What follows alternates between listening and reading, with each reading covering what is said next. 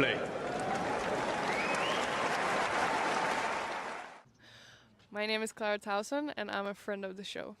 Boom. I am Francisca George, and I'm a friend of the show. Perfect. Hi, my name is Susan Leemans, and I'm a friend of the show. Boom. Yeah. My name is Zainab Sammaz, and I'm a friend of the show. Boom. Hey guys, my name is Sasha Vickery, and I'm a friend of the show. Boom. Hi, my name is Lloyd Harris, and I'm a friend of the show. Perfect. Hi, my name is Jasmine Paolini, and I'm a friend of the show. Wow, Jasmine, you got it in one time.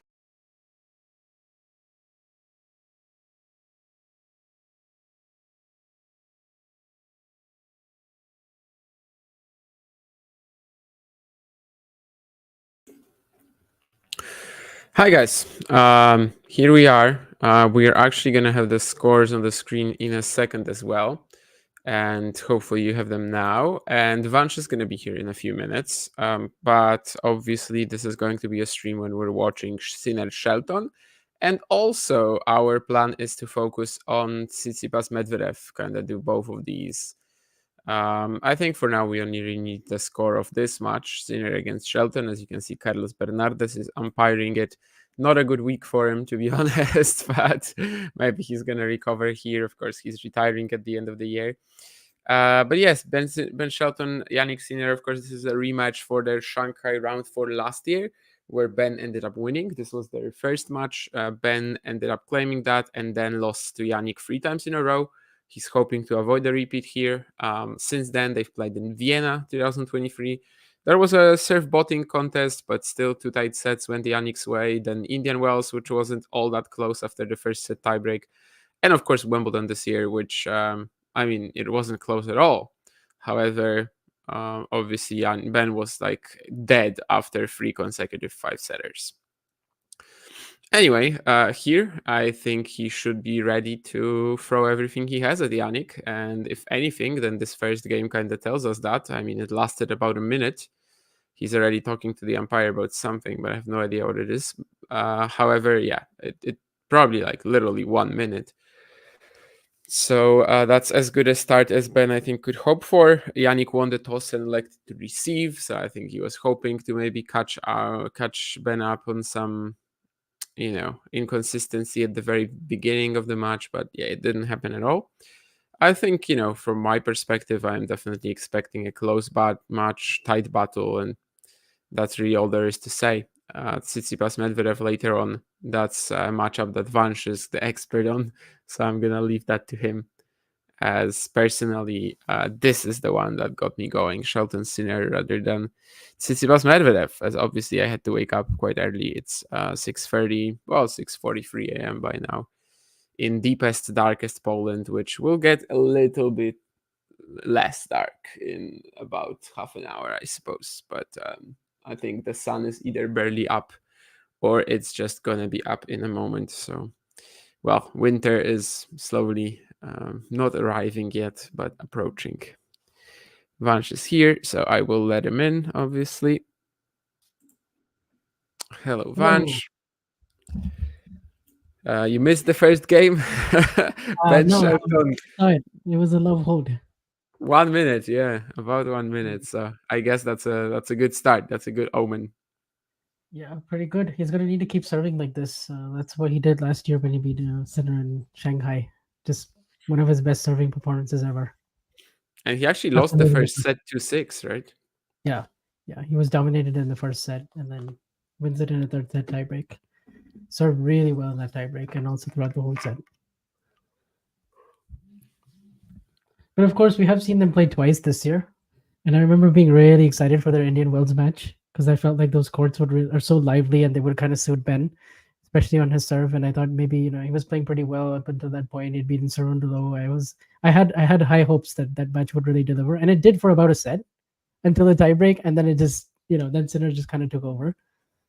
And then at Wimbledon, I think Ben had all those 5-setters leading up to the 4th round, like 15 sets basically to get there. And then I think it was only really a match in the 3rd set where once again it was a tiebreak. Yeah, I think you're probably the first person tennis history to describe the Indian Wells courts as lively. Although I do get what you mean; they did bounce at least. So that's something. But yeah, I don't know. My expectations ahead of the Indian Wells clash weren't that high. Vienna last year, I guess we kind of knew that, yeah, this is a very tough opener, but that Jannik was going to be the favorite. Wimbledon, I think we all knew that Shelton has absolutely zero chance after what he was doing in the first 3 rounds. But this one feels different. Maybe we'll be wrong. Maybe Sinner just clashes Shelton. Maybe Sinner just crashes Shelton. But to me, this one feels different. And well, yeah, I mean, if there's going to be more love holds, if there's going to be more 1 minute holds, obviously that's amazing for Ben. And later on, there's going to be your favorite matchup, Tsitsipas Medvedev. Yeah, I don't know if it's like my favorite, but I think it's intriguing given where both guys are at. I'll just say that because I feel like either guy could really. I mean, Tsitsipas, I think, feel like needs the win more, just given where he's at right now. Not just like in the race in general, but also just where he's at on hard court versus the rest of his contemporaries. And Medvedev, obviously, we know has the Sinner and Alcaraz problem, but at the same time, these guys like haven't played, and I mean, he and Steph haven't played in like a year, and he's been, kind of complaining a lot about the balls this week and how they're more favorable to guys like Sinner and Alcaraz, and yeah, I feel like this one, I feel like Tsitsipas Medvedev will go the distance and be pretty tight. I'm actually not sure who's going to win it, so that's why I'm intrigued by it, because I don't think both guys are in the best phase of their career. So is it actually number 14 or number 15? Because I saw some. I think it's 14 because it's 9-4, 14. I believe. So 4-4 since Medvedev won the first 5. Okay, so it was just a mistake yesterday. Okay, never mind. Because I thought maybe there's like a challenger match somewhere, but nah, I don't think so. No, there is like no, I don't think there's even a next gen finals. No, they might have played in the juniors or something, but yeah, of course, even I'm not counting that, so Yeah. so that's perfectly fine. And yeah, that's another routine hold for Shelton indeed. Yeah, Tsitsipas Medvedev. To be honest, I mean, if someone just started watching tennis like a couple of years ago, we are probably expecting matches like this to be Grand Slam finals at some point. But well, now that it's generation just died, and Sinner and Alcaraz showed up, and now it's over for them. But even if the relevance of these matches has sort of gone down, it's definitely quite exciting to get it back after so many years. I mean, so many years maybe is a stretch, but you know what I mean. I didn't mean to do that. I just meant to show that Fergus Murphy has apparently already entered the court, and that match will also be on, not momentarily, but relatively soon. So I'll put on both scores on the screen. That was my goal. That was my intention.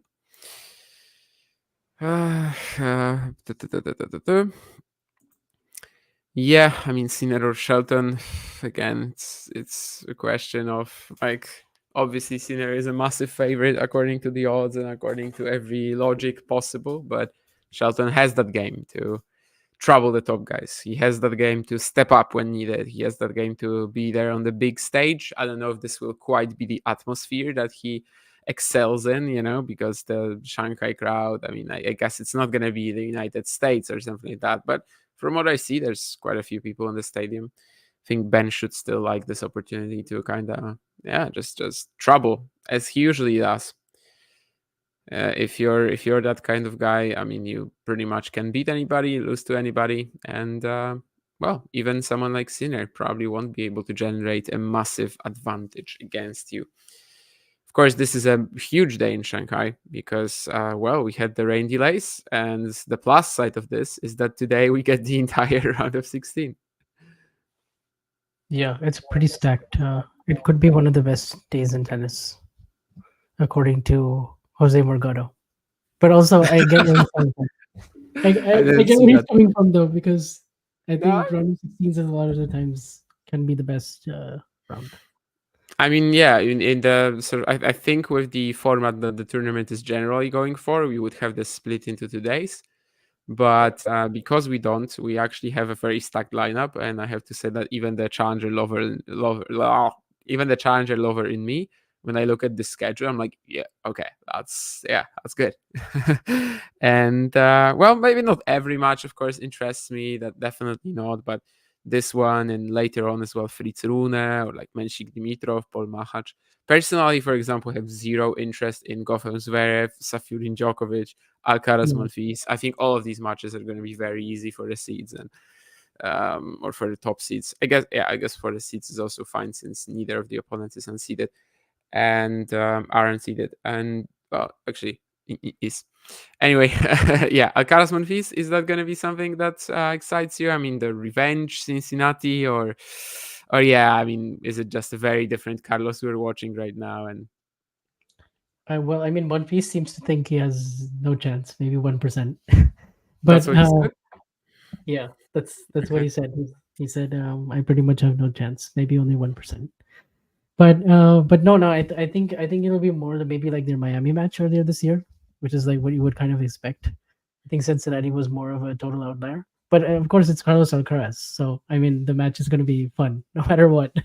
So so maybe that one out of the three, I think I would agree with you. Like those are the three that kind of feel like it'll be the most easy for the seeds. I would have liked to see Tiafoe versus Djokovic. Of course, we didn't get that with the really intense battle that took place yesterday, a contentious battle. But like all these other five that you mentioned are like those would be in my top five as well. So wait, what happened here? for me, it's 15-30, and Ben just hit a forehand drop shot. Yeah, okay, never mind. Next point is pretty confusing, but yeah, Ben went 15-30 up, as Vanch says, forehand down the line, canon, and then that drop shot. So I mean, yeah, these sort of like low margin tactics definitely working out here in terms of giving him some shot at this game. The drop shot was great as well. Jannik just barely not getting to it, but the next point is very confusing. Anyway, I mean, until I saw the replay, I was not sure what happened. But yeah, now I understand the situation.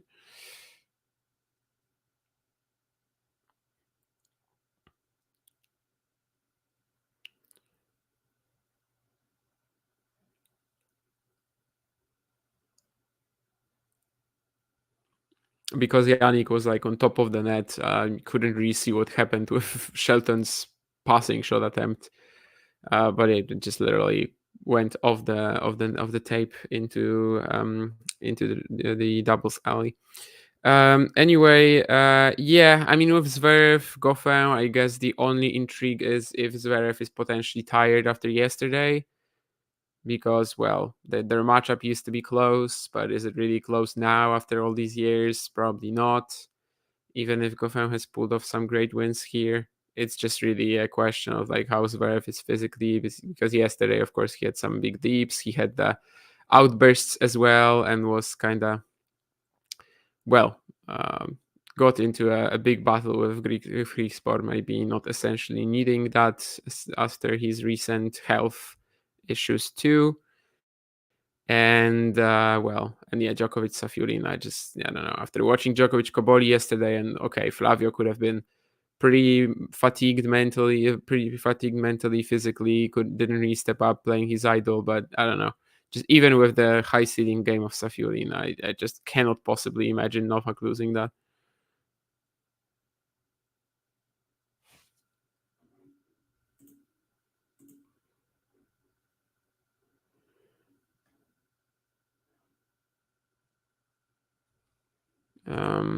And well, we'll have a break point for Ben Shelton, who correctly challenges the call. Turns out that he was right.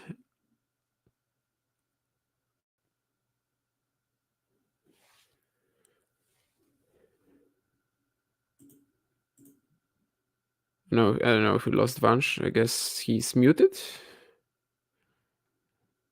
Why it just muted me?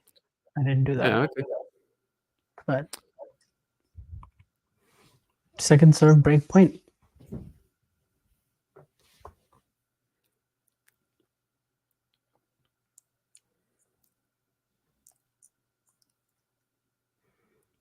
Well, actually, that overhead wasn't the point ending shot. Ben did actually get there. Of course, he was just in pretty horrible position. Almost pulled it off though. Yeah, jumping over the boards. Yeah. Almost hit Jamie Delgado there, who's watching on the side. Yeah, I saw him later. Yeah, Ben, of course, found that great return on the line. At deuce, can't quite get anything down on the next point.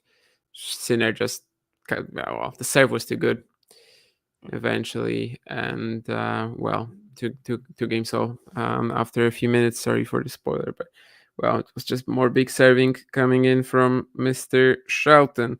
I see there's some talk on the Talking Tennis WhatsApp group, but I don't know if it's related to our stream. Probably not. Well, no, it's actually about Krejcikova. Also, did she lose again today? I mean, I guess so. I haven't really been following until now. Yeah, I haven't checked the scores from today yet because I literally just like barely woke up for this. Ate something and then. Yeah, it looks like she lost to Haley Baptiste. Ooh. Yeah. Obviously not the best loss, but then again, like I said last week, I mean, what is really her motivation right now when you've already qualified for the WTA finals? Getting back up there ranking wise, having a life once Wimbledon drops next year. Yeah. She has like 700 points besides Wimbledon, you know. Yeah, I think that's her third loss in a row now, probably, because she also lost to Rusa, I remember, at the US Open. And then she also lost to Christian. Yeah, that's right. Yeah, the Romanians are killing her. Apparently now any young players are killing her. But yeah, these are the only. I mean, this is one of only two Wuhan results to come in so far. The other one, Kasatkina beating Pera. Even though she's a WTA 500 specialist, she did get the win today. Wow, Ben Shelton is really going for the drop shot today. But I guess with where Jannik is, you know, into the court positioning after his serve, it makes sense. Yeah. And he's executing them very well. So no complaints. I mean, that's a very deep position from Jannik. Yeah. And Ben abused it twice. Has Shelton lost a point on serve so far? Not yet. 10 out of 10. Yeah.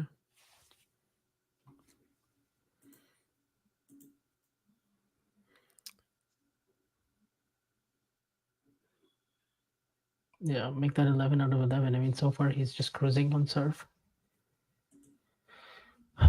Of course, I think this match is really just going to come down to end of sets, executing in big moments. If Ben really believes he can pull off this lower margin style and some of the closing parts of the sets, I think that's really what it's come down to.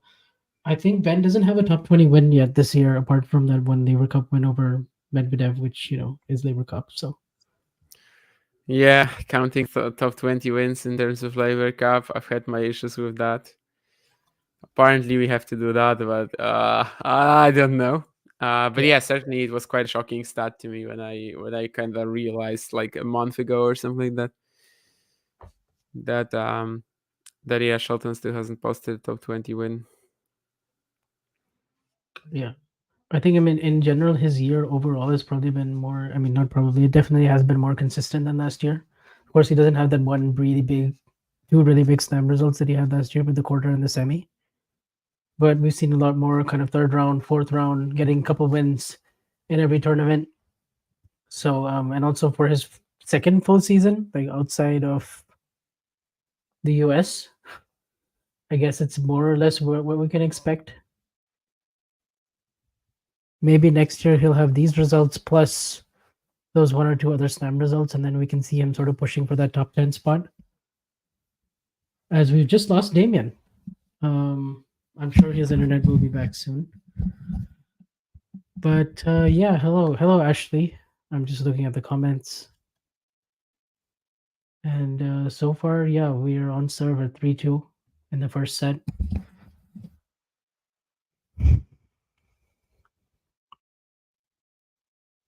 And yeah, it's nice to finally see some sun on these courts in Shanghai because it's been raining for a good portion of the week now. I guess the advantage of these 12-day Masters is you do catch up quite quickly if you do miss days because of rain. And also, what was nice about this tournament is they had a roof. So obviously, that favors a lot of the top players who were getting to play on stadium when it was raining with the roof closed. But yeah, I think that's definitely a good thing for this tournament.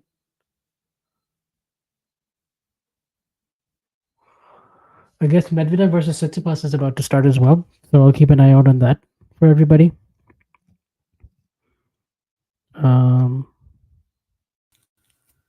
Okay. Looks like Damien is coming back. Yeah. Okay, cool. Yes, I'm back. I think that's in the meantime. I don't know if you've heard any of that, by the way. But yeah. Which one? I don't know if you could hear the commentary. No. Oh, okay. No. I guess I was just kind of talking about how Ben has been a lot steadier this year in terms of his results, like third and fourth rounds, a lot of them. But obviously he doesn't have that one or two signature big slam results that he had last year on the hard courts. And we'll see if like next year he can have that plus what he had in 2023, and then maybe he'll be kind of closer to the top 10.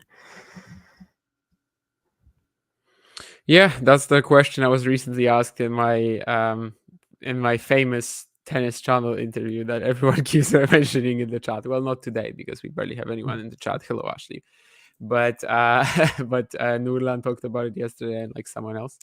And basically I kind of said this, but also, well, the question that Mitch posed was like, where do you think he's going to land next year then? And my only idea was just to say, well, I doubt he's going to be lower than this. Like that's probably the base that he has right now, like this sort of top 20-ish ranking. And I would be surprised if he goes down. And but how much can he actually improve? That is going to be the question. And yeah, these semis at the US Open, quarters and in Australia, of course, that hasn't happened this year. But given all the kind of weird trajectory of Ben Shelton's career, we can't exactly call it a horrible season either.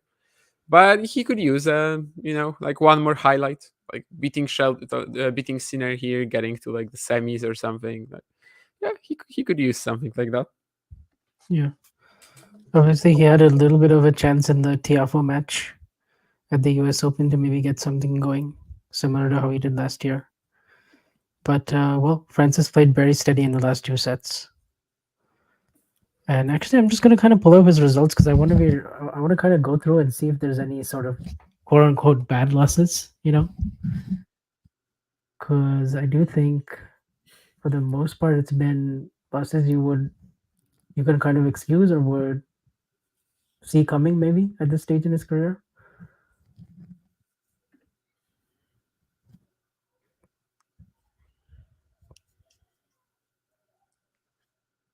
Well, I think that Sinner can see was something that Sinner can see coming so far is that massive serve of Shelton, and yet he still can't do anything about it. This is 15 out of 15 now, and well, that's exactly the type of match that Ben wants to be in. 93% on first serve, Shelton as well. Like 90, in percentage, I mean. And that's another first serve in. That's insane. So it's like 15 out of 16, I guess. I think so, yeah. 15 out of 16 first serves. And he's won every single point on his serve. And he's 4-3 up after 23 minutes. Okay. I think Shelton had some bad losses, like maybe not necessarily recently, but Auckland semifinal against Taro Daniel. For example, yes. Hi, Jake. But even later, I think his grass season was still like a little subpar. Of course, he did get to the forefront at Wimbledon, but like these matches were not clean. They weren't convincing whatsoever. James Duckworth beat him in Stuttgart in the round of 16 in 3 sets. For example.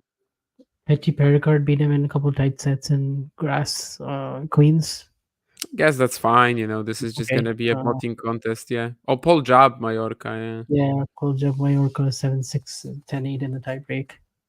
Yeah, I guess post Wimbledon, it's only really Shang who owns him, but otherwise, I mean, Shang is still a quality player, but yeah, he kind of owns Ben by now.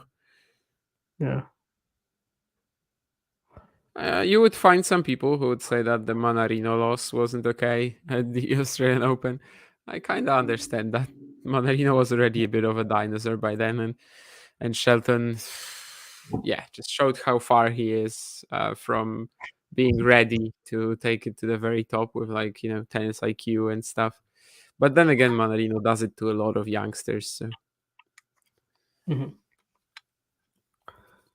I think maybe I would say one, if I could just say, like, he moves a little bit better than he did last year, maybe in the corners in terms of defense.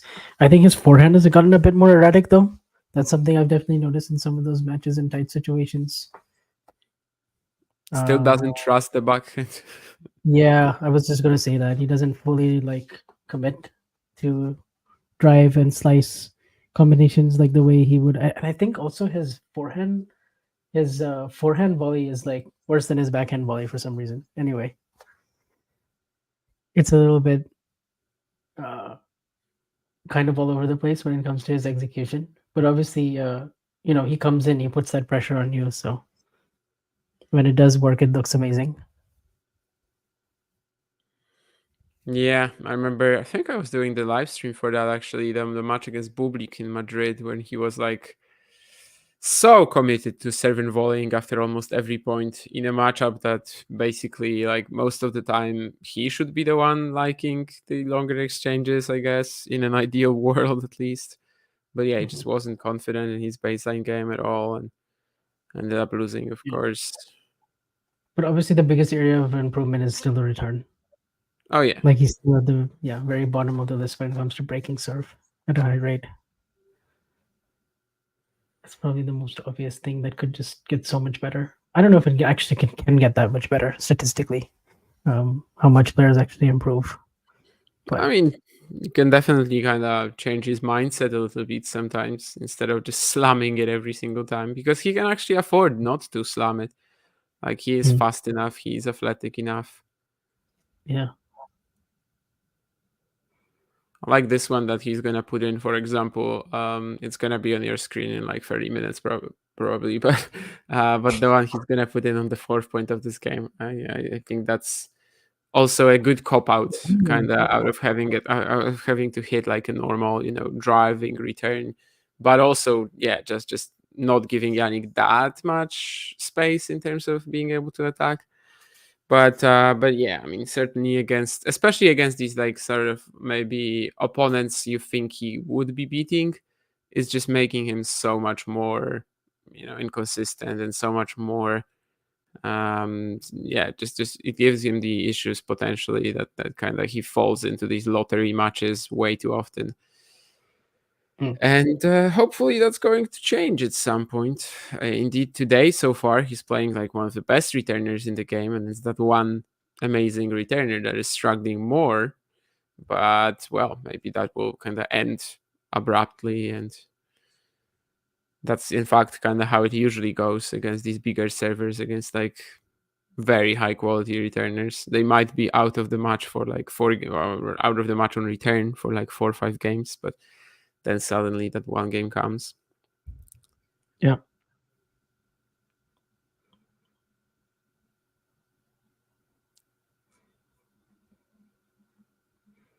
Well, yeah, Jannik had no issues on that return. In fact, got it so deep. Finally gets a point. Took a while, but he does get a point on the sinner serve.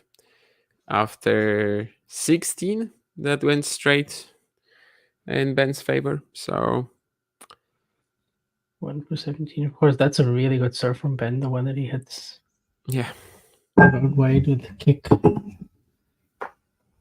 He's finding it almost every time today. Yeah. I mean, so far he's at a 9.6 according to the Tennis Insights on serve, which I don't know what his 52-week average is, but it's definitely way above that. Yeah. Could be max 8 probably, right? I don't know. I still think the placement on his serve can get a lot better. He obviously has the speeds. Yeah, I mean, it's amazing today so far, but we'll see how consistent it is, and we'll see if he's going to be hitting his spots like that the entire time. As we know, Mhm. raw power is not quite everything. Mm-hmm.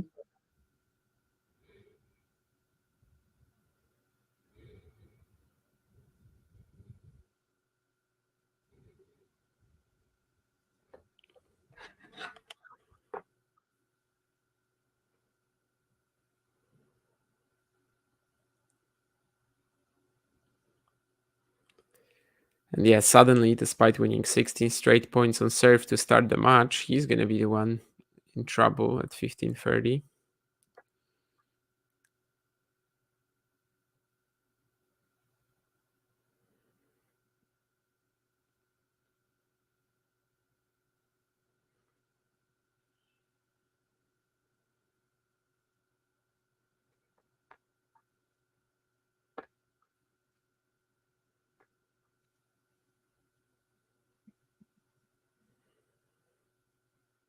Just watching this rally at 30 all.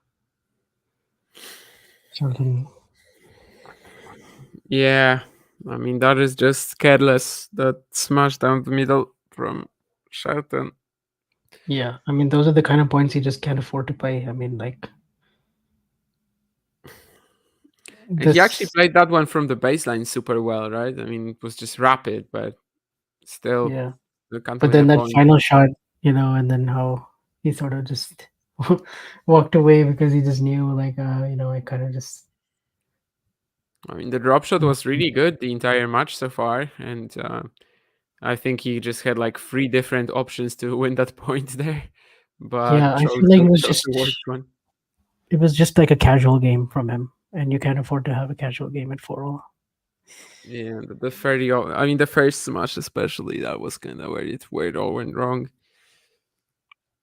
Not putting that away, and then he allows Jannik to stay in the game, generate a breakpoint.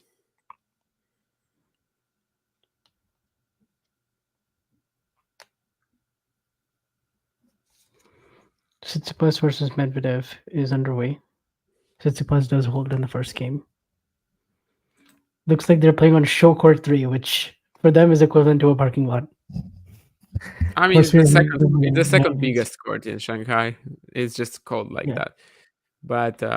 But yeah, of course, because the schedule is so stacked, the second court today is also pretty. Yeah, I mean, maybe it's just gonna be like a bit of a throwback to their BS Russian clash. I don't Yeah, think I that was was just the gonna say biggest that. court in Miami. Yeah, that's Or why Indian this Wells. probably Indian really got Wells? famous. Miami 2018. Miami, yeah. Because of the coloring of the courts, I started questioning myself. But of course, that was just like 1 year before Miami Mhm. moved. But yeah, after I said Miami, I was like, wait, that's not the color of the courts. But yeah, of course, that was before they moved to Hard Rock Stadium. And well, Ben Shelton indeed broken 5-4.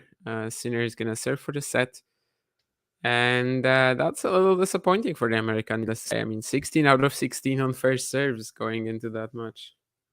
Yeah. Ferrero is watching it with Ivan Dodik, maybe? Does Ivan Dodik look like that right now? I mean, kind of looked old. So I started thinking if that's really Ivan Dodik. But then again, of course, Ivan Dodik is, well, probably over 40 by now.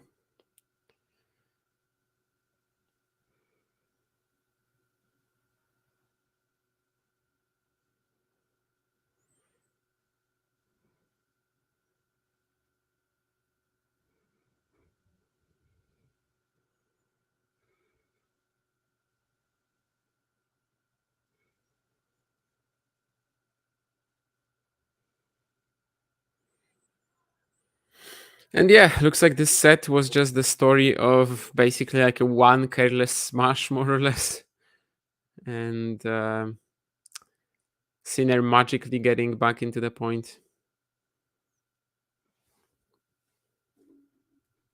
Yeah.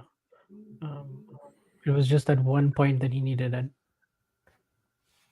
30 all, and then also he won the first point of the game. He had Obviously, there was still a break point later and everything. Like, didn't need to be the end of that game. But anyway, that's kind of definitely what we'll be looking after this opener is over, which it is over now, as Sinner hits his second ace of the match, 6-4.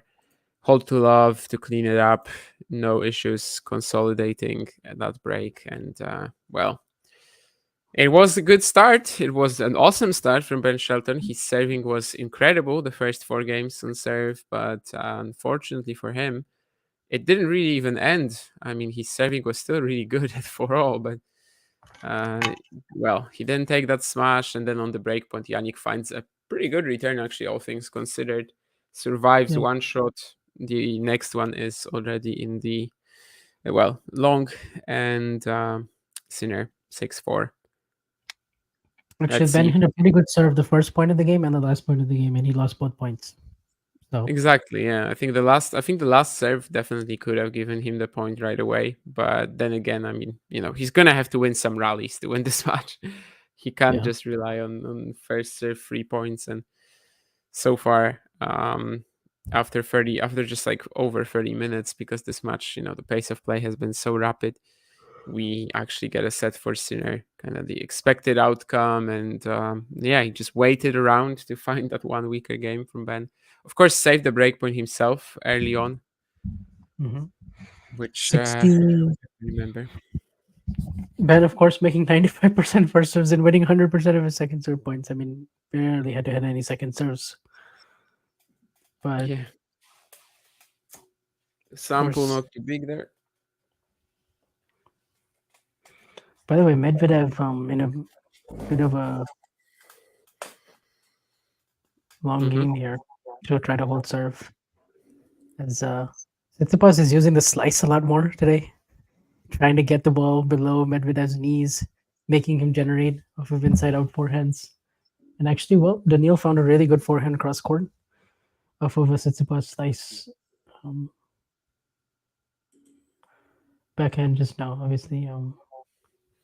Yeah, tactically, it's one that Tsitsipas will have to play differently than he does against most players. Yeah, I think we've seen him kind of just like go all out against Medvedev as well and just rush the net against him, and sometimes it worked. Yeah. I think in 2022, in both their hardcourt matches, that's essentially what he did. Just like Yeah, a ton of Cincinnati, and what's the other one? I think Later we- on in the season, ATP finals, or Yeah, ATP finals, round robin. yeah, I think that was around the time when we were kind of thinking, oh, so yeah, this is how Tsitsipas wants to play Medvedev right now. And I don't know if he's fully given up on that or something like that. I think maybe the next time they played it was clay, maybe. But Yeah, Rome in the semis in all yeah, that rain. even Rain clay and is not necessarily that good for him in this matchup, surprisingly. Yeah.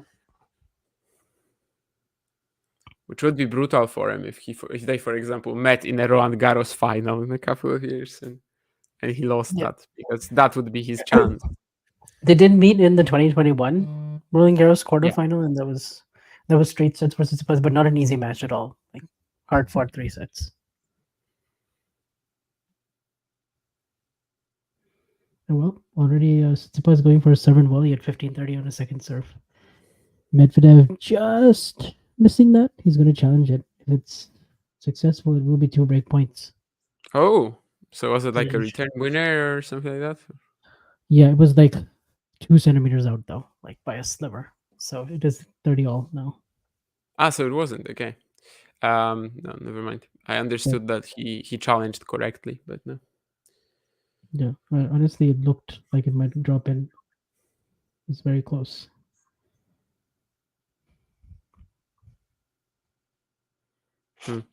Shelton is a little irritated now, finds that forehand down the line, like on the dot, but still showing something to his dad, and yeah, kind of frustration after the opening set.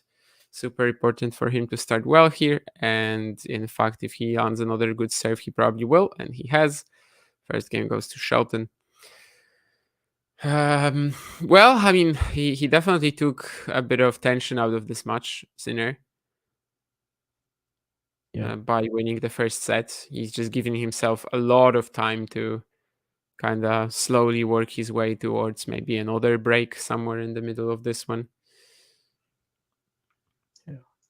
I was just watching a pretty long rally here between Tsitsipas and Medvedev, and well, Medvedev showing his superior backhand consistency, trading backhand to backhand, and then Tsitsipas finally faltering on like the 12th shot of the rally, trying to just sort of hit it harder. Oh, and actually, Tsitsipas challenges it, and it was in. So are they going to replay that? Oh, actually, Medvedev challenged it, and it was in. So Tsitsipas does win that point, but actually, somewhat lucky because it caught the very back edge of the line. Yeah, Tsitsipas is saying superior backhand consistency, my ass. Yeah, I know. I was just about to say it's going to be break point, but he caught the back edge. So it is game point instead of break point.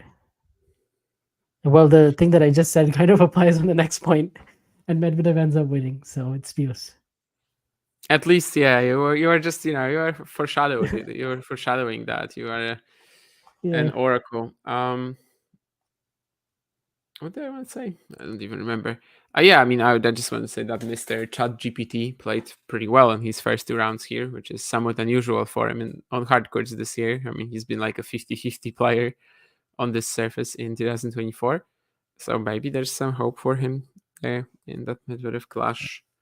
Not a good head-to-head, but I mean, they haven't played in ages. Maybe it's a fresh chapter.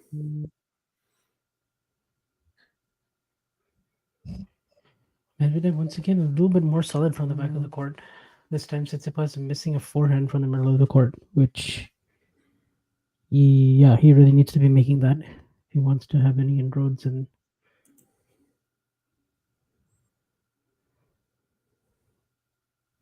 this set. And now Medvedev has a break point. Of course, worth pointing out that these 2 matches that we're following right now, they are also going to decide a quarterfinal for tomorrow. So either way, it will be a marquee matchup. But we're just yet to know the exact lineup.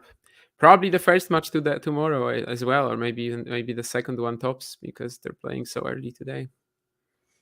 Yeah, interesting there. Medvedev standing so far in on the second serve return, trying to take that really early, trying to take away the Tsitsipas serve and volley option.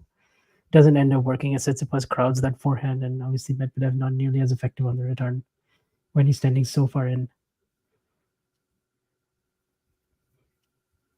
So, well, break point saved, and it's now game point. Both guys having to battle in back-to-back service games.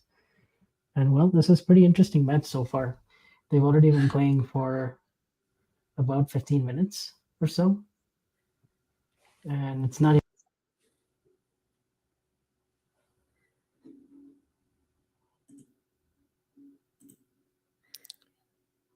I think I got muted again. Yeah, I was gonna check that actually, because I realized you stopped talking midway. Shelton definitely looks a little discouraged after that opener. He tries to go for that drop shot again after a wide serve, but this time the attempt is like very, I don't know, like there was no, the positioning was different. He just kind of hit that drop shot and then just stood in place, only to watch Sinner put it away. So he definitely needs to figure stuff out, but still finding a lot of good serves and gets himself to 30-15 in a second. This time going for a more traditional approach after a wide serve and just smashing it into the other direction. But like his body language has gone down a lot since the opener, since that Foral game, which he might still be thinking about a little bit at least. But the quality of the service is still reigning pretty supreme, so it keeps him in this match so far. I think Ben has a tendency to get a little bit more indecisive when he does have those shorter backhands in the middle of the court, because he knows, okay, I can hit a drop shot off of this. I can also slice it. I could drive it, but I might miss that. So he's kind of having to calculate it in real time. Whereas I think on his forehand, almost always he's going to try to go big and come in. That's usually the play for him. Or he's going to, have more options when it comes to setting up another attacking shot. But on the backhand sometimes, And that kind of Yes. got him breakpoint down. I mean, not breakpoint down, 30 all. When he had that shorter ball after the baseline smash, and then yeah, there's just like 5 options there. He chooses the Exactly. worst one. That's a perfect point for illustrating that, actually. But he survives here 2-1. Actually plays another drop shot, this time of the forehand side, but this one is far too good, and he's just gonna be able to like casually put it away. So yeah, 2-1 so far. The plan is going well for him in the second set. Just needs to avoid something like he did in the opener, so that one random game where things just don't fall into places. And well, of course, he can also save these breakpoints, get out of that. Mhm. Let's see. Tsitsipas doing what I always advocate him to do on the second serve return, which is move back and actually come over it, rather than trying to go all out from inside the baseline and then shanking every other backhand return. And well, it actually sets up a pretty aggressive forehand for him on the I guess next it shot. depends on the opponent, but probably against Tsitsipas, against Medvedev, he can probably afford it most of the time. Yeah. Like that's Well, not something. I just think on second serve returns, he should be wanting to do that more often. I mean, just because. Yeah, but there are These are opponents who some- like if you do it, they're just gonna like advance already, and on a quicker hard Yeah, court I it might mean, be. I think serve and volley is an option for that for sure, but I think as long as he can get good depth on it and just keep it as a shield, he can then use his athleticism and forehand and then win some more return points. Like he's doing here, and he's actually, getting a few more looks to be offensive. And he also gets another error from Medvedev. Oh, no, he doesn't. It catches the back end of the line. Jesus, a lot of these balls are so close to the line right now. So the rally restarts, and Medvedev continues to have that backhand to backhand edge. But it's a little bit different than some of these other backhand to backhand rallies, because Medvedev's backhand stays so low. So Tsitsipas has no option. He sort of has to slice. And, well, sometimes he kind of floats the slice and then he gets into trouble. Other times he doesn't get it quite low enough. And occasionally he'll set up a big forehand with it. So that's kind of been the pattern so far.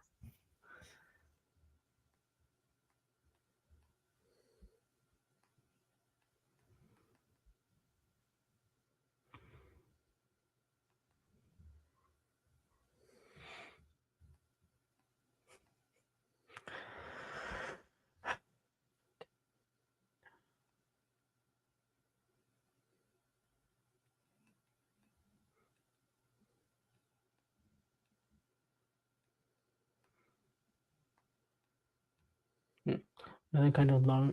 This was a longer baseline rally from Sinner and Shelton. Second point of the game. And actually, Ben was hitting some good quality backhands in this rally, but couldn't quite take advantage. And then Sinner got the short ball. Also, an overhead on the next point, I think. So it's 30 love and then an unreturned serve. So Jannik is now cruising on serve. Tsitsipas doing well in this game to find forehands, and it's deuce now. So we'll see if he can get to breakpoint after having to save breakpoint in the previous game. Oh, and this was a good play by Tsitsipas here, coming in on a backhand down the line, knifing a nice backhand volley deep to Medvedev's forehand corner, but Medvedev does really well here, contorts his body. I don't know how he does this, and somehow finds a forehand cross court winner. So that was a really excellent point from the Russian to avoid going down break point.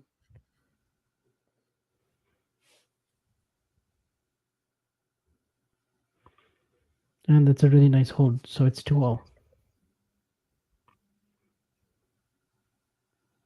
But in that game, Tsitsipas showing that, well, he's not just going to go down easy on the return. Does have a few options here, especially on the second serve return.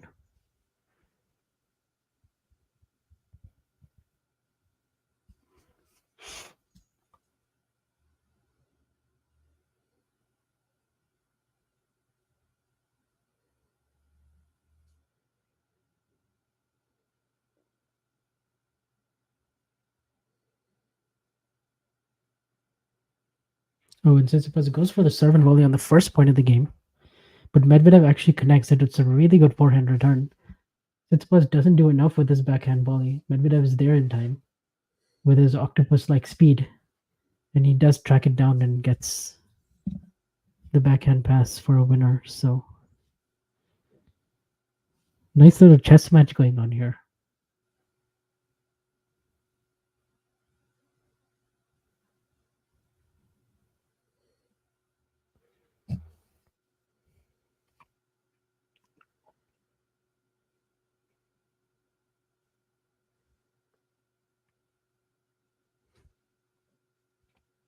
Nice contrast between the matches as well, because the average rally length in this match is a lot longer.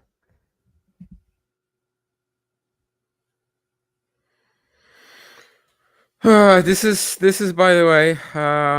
Sorry, I kind of lost track of what you were saying, because this is the absolutely worst thing. This is the absolute worst thing about taking sides in any sort of, like, let's say, sports politics discourse on Twitter, and it can even be like something as blatant as that Tiafoe thing yesterday. You start getting million comments from like random accounts, and Okay. well, I'm not really tempted to I don't even reply read to their them. comments. I stopped I reading mean, the comments. that's also pretty pointless, I think. I mean, what's the point of posting then? But yeah, I mean, if I'm posting something like this, I'm not really gonna care about the comments too much. But just getting through the notifications, it took me forever. So Yeah. it's Actually, better to just tweet about a random challenger match. If someone comments, it's someone you actually want to interact with, and yeah, that's it. well, actually, let me put it this way: I only read comments from people that I actually care about. The rest, I just kind of know. Okay, yeah, better. Okay, yeah, troll. Okay, yeah, just another hater. It's kind of easy to weed those ones out. Just another hater. Yeah. Yeah. No, I get that.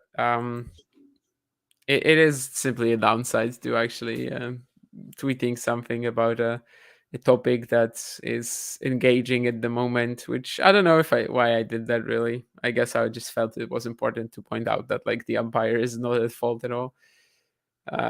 It's also not a surprise that all of the people who are disagreeing, they have like Tiafoe in their bio or something like that. Yeah, there you go.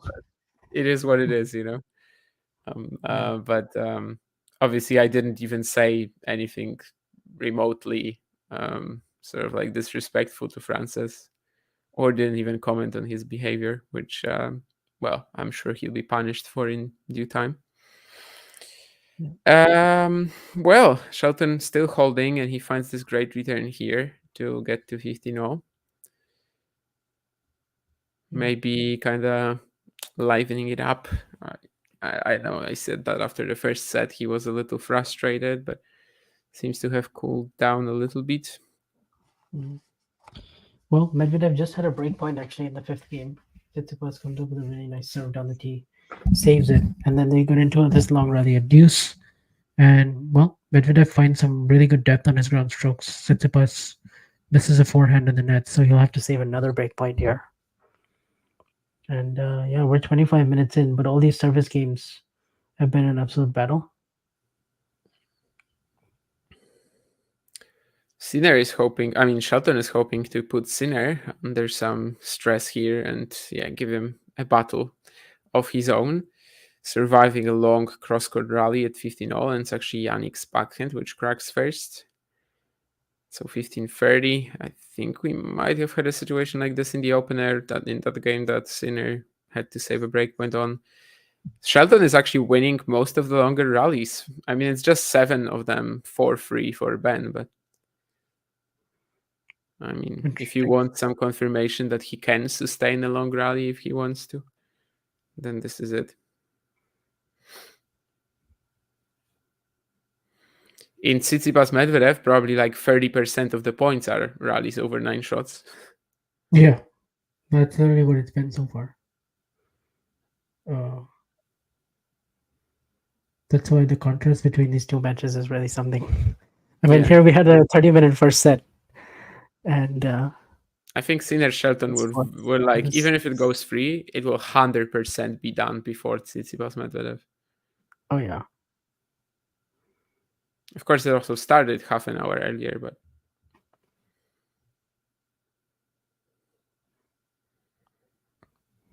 but yeah, basically by the time the first set ended in Sinner Shelton, Tsitsipas Medvedev were coming onto the court. So I guess this started in the second set more or less, and this in the first.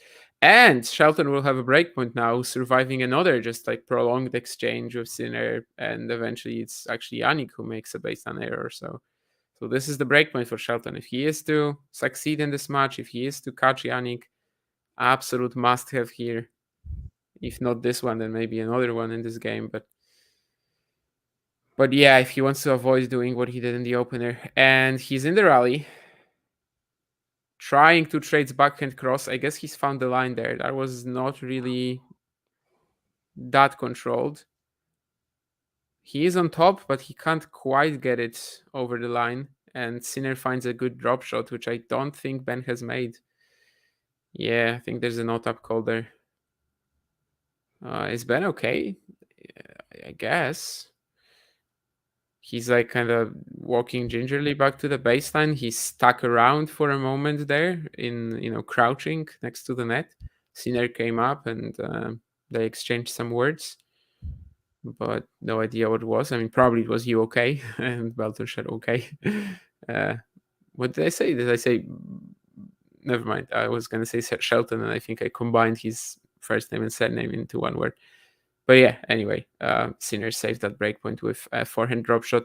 A few moments of the rally where Shelton hit a super deep shot and then just couldn't quite convert it. Yeah, I'm seeing that point now where he's sort of crouching and yeah.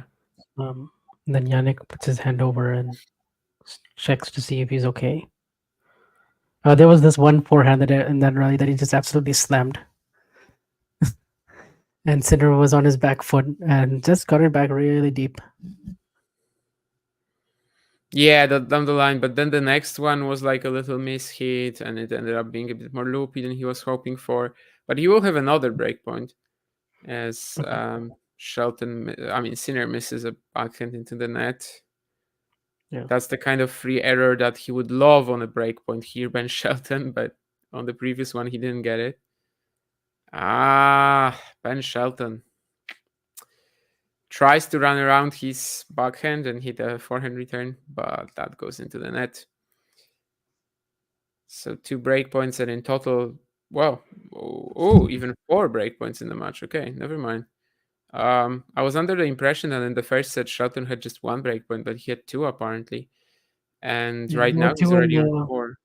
It was 1-2, and there were 2 breakpoints in that game. Oh, I thought it was just 1. Okay, so he's 0 out of 4 now. Obviously, that's pretty damning, and kind of the reason why he's losing here so far.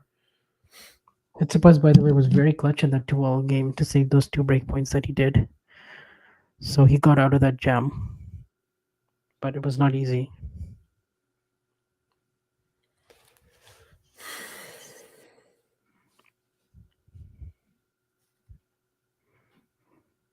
Medvedev starts this service game with a double fault. Last year, Sinner after Beijing, I think, was getting pretty exhausted in Shanghai quickly, but it's not the case this year at all so far. Actually, the same for Alcaraz, really. Of course, it's just the 4th round. They both lost in the 4th round last year, but yeah, I don't know. They just seem like they really might meet in the semifinals. Well, I think Sinner was tested quite a lot in his last match, right, against Etcheberry. Yeah. Like, they played almost 3 hours there. They did, but it doesn't seem to be influencing Jannik today. No, yeah. Also, I think the extra couple of days they had off will help them settle into the tournament a little bit more, maybe. But yeah, I remember last year, like, Sinner was losing a set to Sebastian Baez and, like, was kind of a little bit fatigued.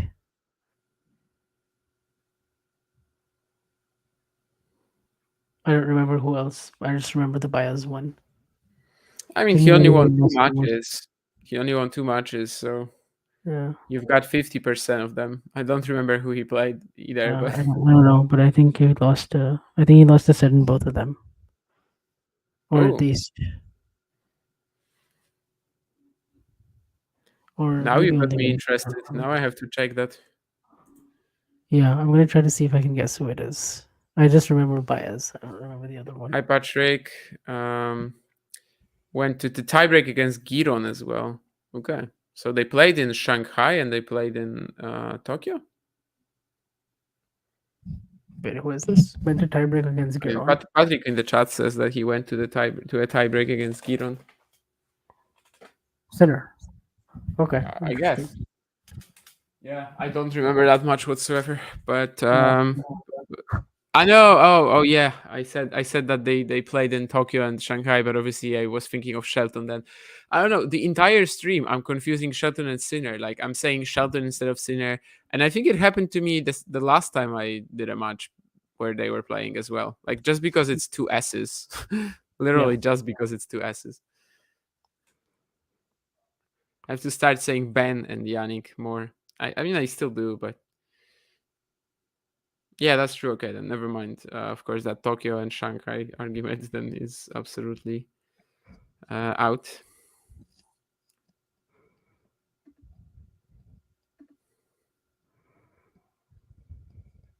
Sinners, I mean, Shelton, again, I did it again. Shelton serving volleying, but yeah, this might be the moment where it all falls apart for him. Of course, 4 breakpoints saved by him in the entire match. And yeah, it was Giron last year indeed, 7-6, 6-2, and then losing a set to Baez. 15-30 now, Shelton. We know how dangerous these games can be when you've just had a couple of opportunities, didn't take them, and we can't say like in the opener that like Sinner was just serving too well. No, this time actually, we had a proper opportunity for Ben with that long rally. Definitely a couple of spots there where he could have been maybe even more decisive. Sinner going back on the second serve return, so far back, giving Ben that serve and volley look, but he actually does hit a pretty good forehand from back there. Finds a decent angle. It does open up these avenues for Shelton today, though, with all the drop shots that he's played. Yeah, the serve and volley. Yeah.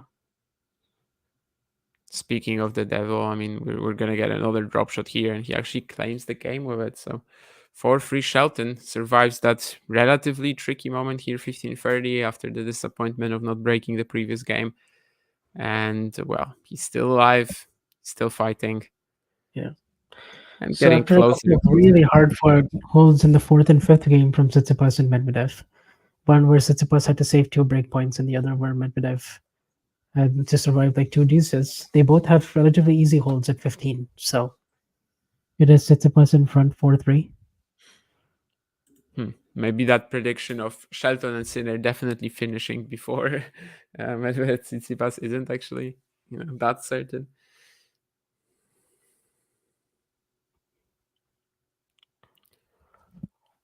Yep, and I think I'm like almost a full minute behind you, so I've just finally seen that drop shot. It's a hold for 4-3.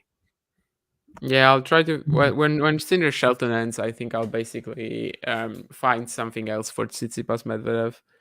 But for now, I guess we're gonna kind of stick to this. You mostly watching that. I'm mostly watching that. Yeah. And but yeah, when Sinner Shelton is over, I'll try to find something else for Tsitsipas Medvedev then. No commentary about no comment from me on the the quality of the streaming from whatever you're using. I'm just using my normal tennis TV subscription. Especially that, no comment then.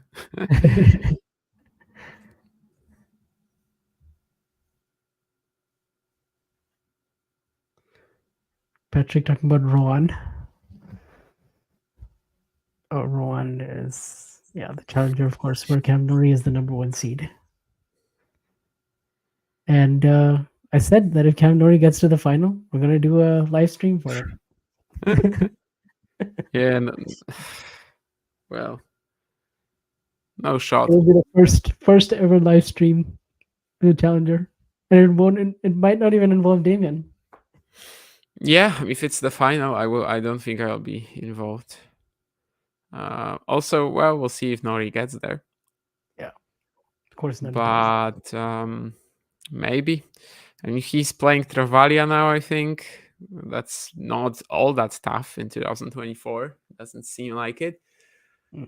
I think Shidek or Erber or Bonzi in the semis. That would be really tough. I can't remember who he has in the quarters.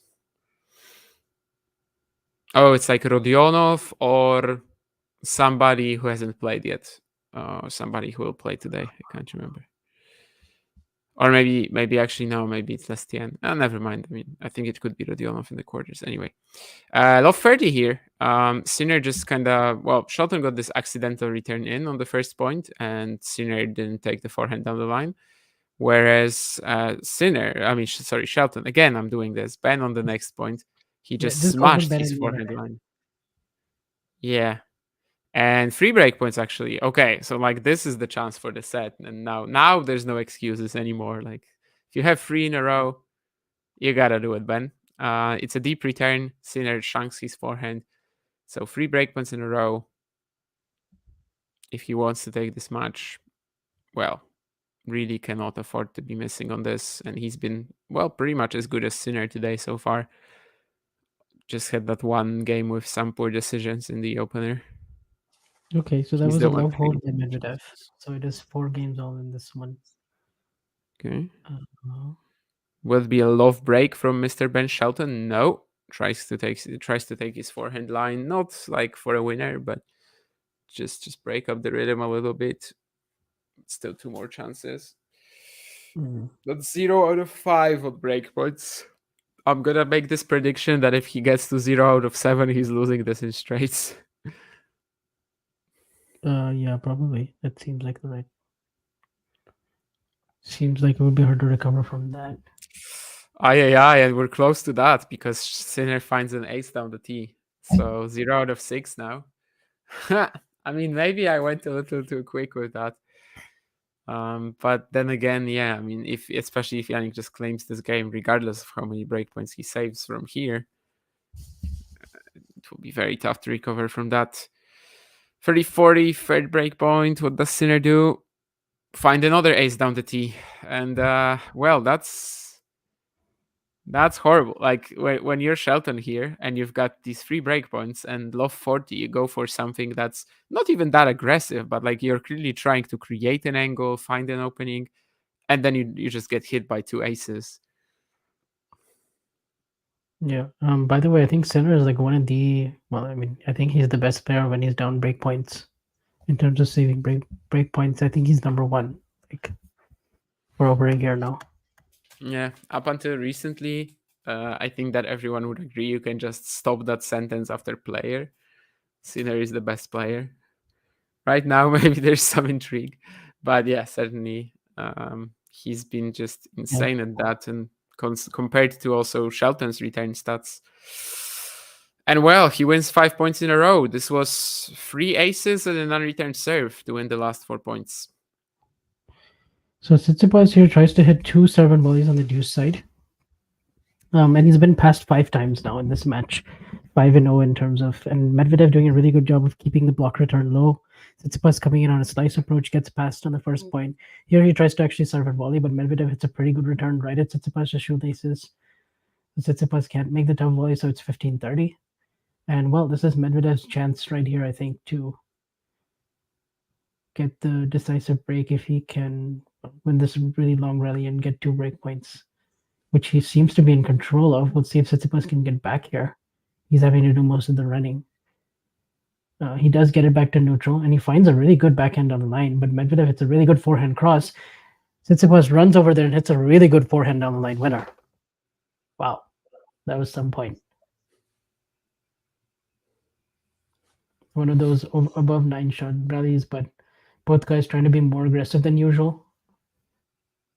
And well, Tsitsipas finds a really good forehand down the line winner on the run. So we'll see. That was a pretty big hold from him.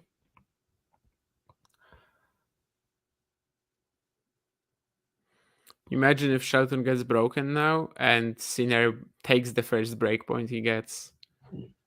2 out of 2, 0 out of 7. Isn't that the break conversion of... I mean, this is super random. You're probably not going to know this. But I think this is the break conversion maybe of Federer, Djokovic, Dubai 2015. I remember Djokovic being 0 for 7. I remember that. Or was it? Yeah, I'm just not sure if Roger was 2 out of 2, but I think he might have been. Maybe. Yeah. Either that or 2 out of 3, something like that. Yeah, right? something like that. Yeah. And because that was like the match that was very different than most of the rivalry, basically. Yeah, it was. Of course, the one match that Federer won from a set down also came in Dubai the year before in the semis.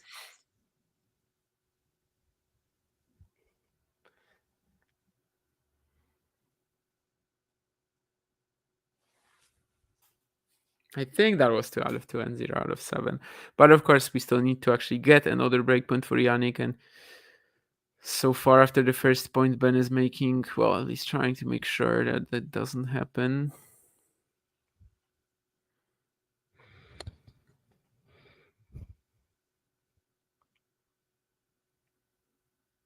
Throws in another drop shot. I think that's overkill, though. Yeah. Ooh, and Tsitsipas throws in a very costly double fault here. That deuce did so well to save that break point. And well, it's 4-all deuce. I mean, 4-all break point. Yeah, 4-all break point. Okay. Double faulted deuce. So add out. This is the second break point for Medvedev in this game. I think Sinner lost both points here on drop shots, but to his credit, he's still serving very well. So 40-30 now. Tsitsipas with a very aggressive first serve forehand combination into the open court, so he does save both break points for now. And in this match, actually, he's 5 for 5 in break points saved. Is Tsitsipas.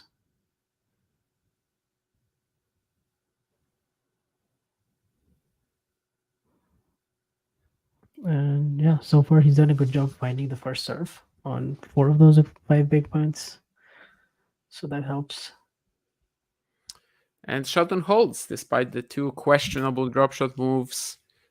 This had some signs of that 4-all game when the decision making went away for a moment, and of course after all these chances, you wouldn't really. Well, you can't blame him for that if that happened, but it didn't. So 5-4 now. And Sinner under pressure after we come back to serve to stay in this set. Someone is sleeping in the stadium with a couple of puppet carrots. Oh. Yeah, just watching this game point from Tsitsipas here. He tries to come in, put away a forehand volley, but he tries to go behind Medvedev and doesn't quite hit it behind enough. Medvedev stays in the backhand corner, and he finds this really good lob. So it's back to Michael. Patrick confirmed for us that was the Dubai stat line on breakpoint saves. Oh, and Droguet, Luka Van Asch. Yeah. I mean, I don't know. Both Droguet, Luka Van Asch, I think that Nori would beat them.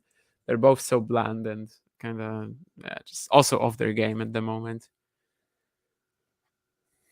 Then again, I didn't even see Nori's match yesterday. Doesn't seem like there was much to see, though. However, I'll try to watch the next time he plays, which is against Travaria, but I'm not actually sure if today or tomorrow.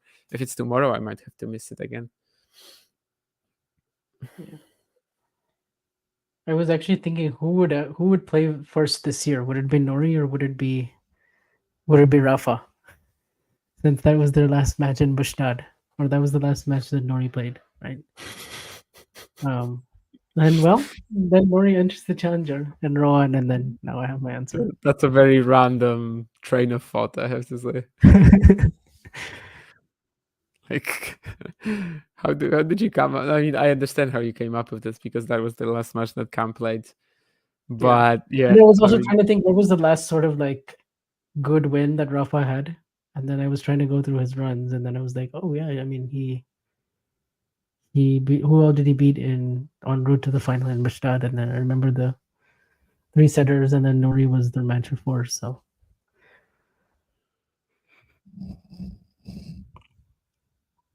well, Tsitsipas does hold for now. He's getting out of trouble with really good first serve forehand combinations on break points.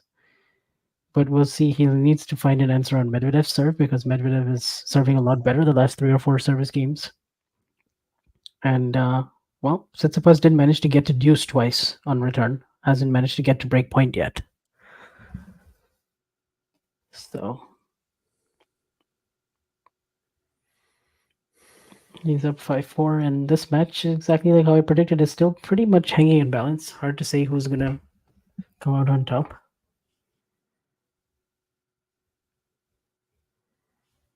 Well, here, of course, we have a clear idea on who's been the better player in the second set, but that set player might still be 5-all in a moment, so... Whereas it took me too long to find the run schedule. And yeah, actually, Cam Nori is playing today, so I will watch it in all likelihood at 7 p.m. my time against Travaglia. So maybe I'll have a bit of an idea after that one on where Cam is at the moment. Well, I know where he is. He is in Roanne, but He's on those beautiful pink and blue courts. yeah, it's a good combination. Definitely more interesting than the gray one that they used to have. No Roanne last year in 2023, but they're back this year with a fresh coloring. I mean, yeah, clearly Montpellier inspired. 5 games all, indeed. Shelton won this one longer rally, but overall it was not that interesting of a game. So Sinner has kind of restored the order of things, and now we're just 2 games away from the tiebreak. But of course, all the chances that Shelton had still kind of fresh in our minds, and likely in his as well. I guess here 3 break points down. I mean, there was only 1 point he realistically could have won, but still, and especially that long rally earlier in the match, earlier in the set. Yeah. Recently, in both the Tsitsipas Medvedev matches last year, they had tight sets, but it was Medvedev who was, well, the more consistent, the more reliable on serve in throughout the sets, and then eventually he did find those late breaks in Rome and then also in Vienna. Vienna, I was gonna ask you where the second one was. Yeah, both semifinals. The Rome match was also a bit of a mess because it just kept raining and then they kept coming on and off the court. Yeah, and that was the legendary title, the first one that Daniil Medvedev is going to defend in 2025. Oh. You know, there was a moment this year where I thought he was going to win Madrid, and then he hurt his leg against Lehechka. And you think that that was what stopped him from winning Madrid? No, but like I mean, given the players that were left in the draw, like he was the favorite. I mean, he had a shot. Yeah, I mean, I don't know if I don't know if he was like, I don't know if he was the heavy, but like amongst the players left, I mean, amongst Rublev and Felix and. Wasn't he down to Lehechka when he hurt his leg already, or was it still close? I think it was just on serve in the first set, like just 3-all. Yeah, it could have been like 3-all. Yeah, I think 3-all. Yeah. Okay then. Then of course Lehechka hurt himself, and we all know the rest of the story basically. Yeah. 6-5 Shelton, pretty clean game. Once again, he's gonna ask the question of Jannik, but at this stage, of course, we're all kind of expecting a tiebreak. Last year, he won the only tiebreak that they played in Shanghai, but after that, he lost a tiebreak to Jannik in each of their next 3 matches. So we'll see if history repeats itself here. The Wimbledon one, though, was very, very tight. Yeah.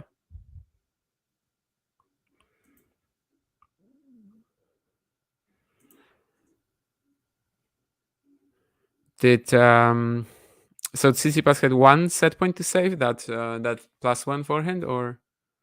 No. even more. No set point saves yet. I mean, no, sorry, at 4-all, the breakpoints, I mean. Yeah, he saved 2 of them in that game. 2 of them, So okay. he did end up holding for 5-4, and then Medvedev Yeah, held at 30. Actually, he was about to hold for love. Tsitsipas won a couple of points, and then now it's 15-all in this game at 5-all. Maybe we'll get some simultaneous tiebreaks action, although for that, Tsitsipas and Medvedev will likely have to be, pretty fast, pretty quick, because I'm assuming that the Shelton, the Sinner hold can last pretty... This is a couple of sloppy points actually from Tsitsipas here. He hits a double fault at 15 love, and then here he just misses a regulation backhand very early in the rally. Actually, no pressure whatsoever on this one. So, 15-30 here, 5-all.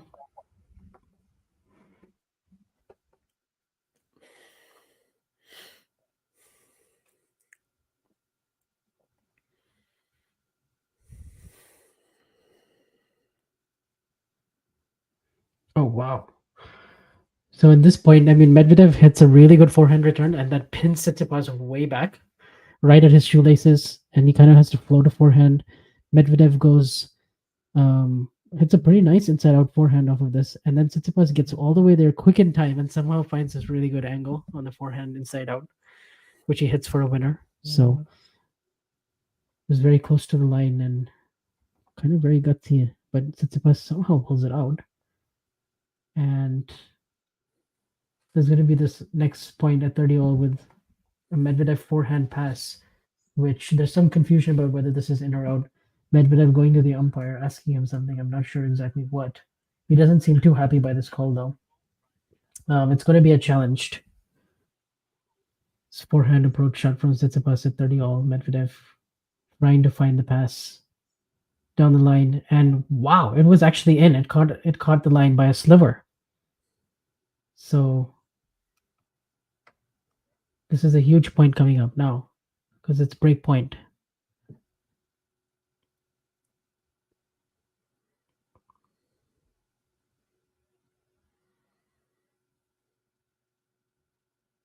Ooh, and Medvedev will be disappointed with that break point because he was in the rally. He hit a pretty good forehand return, and then he actually missed an easy backhand. Not the kind of error you see often from Daniil from neutral. So that's 6 for 6 on breakpoint saved for Tsitsipas right now in this set. He's trying to catch Sinner, who, by the way, will indeed have that very quick hold I was thinking of. See, Shelton, to his credit, he did try to enter like grinder mode a little bit on the first point, but then was hit with this massive forehand from Jannik, and yeah, there was just not much he could do, to be honest. So yeah, tiebreak is indeed in store. All of their matches have had one tiebreak each so far, and well, looks like this one will be no different. Or if Shelton wins this one, they might get to another tiebreak, but we won't know that for a while.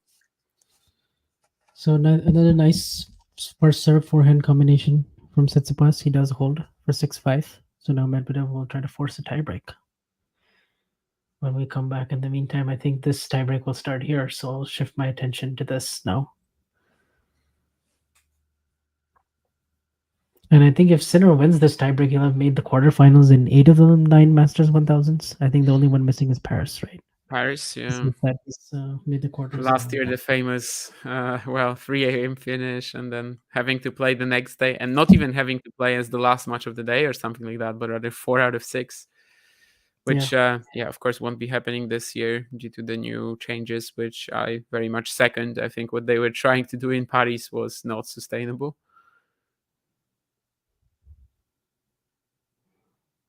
Especially with a slower court. Like I was at the Challenger in Ismaning, for example, right? And there 6 matches on the same court in a day, like that was easily okay. But on a slower indoor court, it's just not going to work. There's going to be a lot of issues from time to time. Obviously, you're going to have days when everything is perfect, and especially with that change as well between the night and evening, between the day and night session. Like here in Shanghai as well, there was that day when Alcaraz was going to play Wu, I think, and they started like an hour and a half later or something like that, just because they had to let people out and let people in. Well, money talks. Anyway, of course, yeah, the tiebreak. So far, no mini breaks, but we're just very early stages. Shelton actually staying in this rally pretty long at love 1. Of course, you probably know what's going to happen. Yeah, he's going to go for the backhand down the line. And, well, he misses it. Yeah, he was kind of like that in the 5-6 game as well, where you could see he's trying to maybe be a little composed and try to outgrind Jannik, but not necessarily getting the result he was expecting.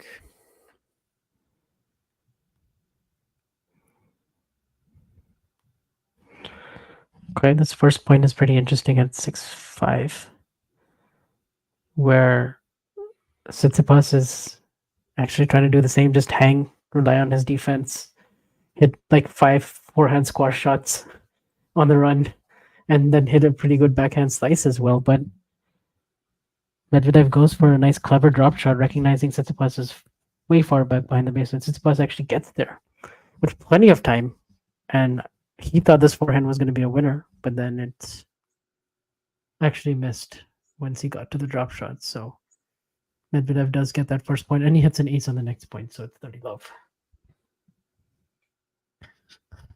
And here it is Shelton serving at 1-2. That's where I'm at right now.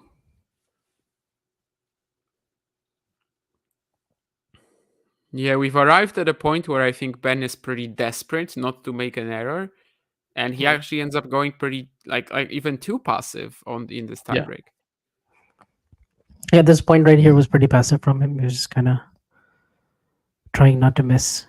And, Yeah, looping the forehand, trying not to miss. I actually like that shot from him. Like sometimes, he gets good precision on it without risking too much.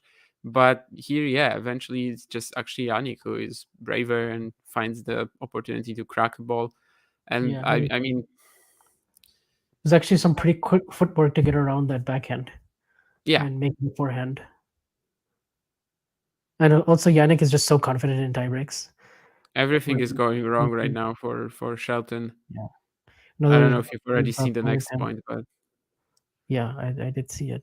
And by the way, we're at a tiebreak here as well, and they're in the so first. They are on simultaneous tiebreaks, but they had to be pretty quick indeed because Sinner already 2 mini breaks up, another drop shot from Shelton that once again is just like a little too much. Some of the decision making in these tie breaks in the 4-all game is just spotty and yeah. I think I think this tiebreak is more or less going to be over with the double break lead. But let's see. I mean, we thought that with Alcaraz as well in the Beijing final. Of course. Well, yeah, it was 3 up for Shelton. I mean for Sinner there.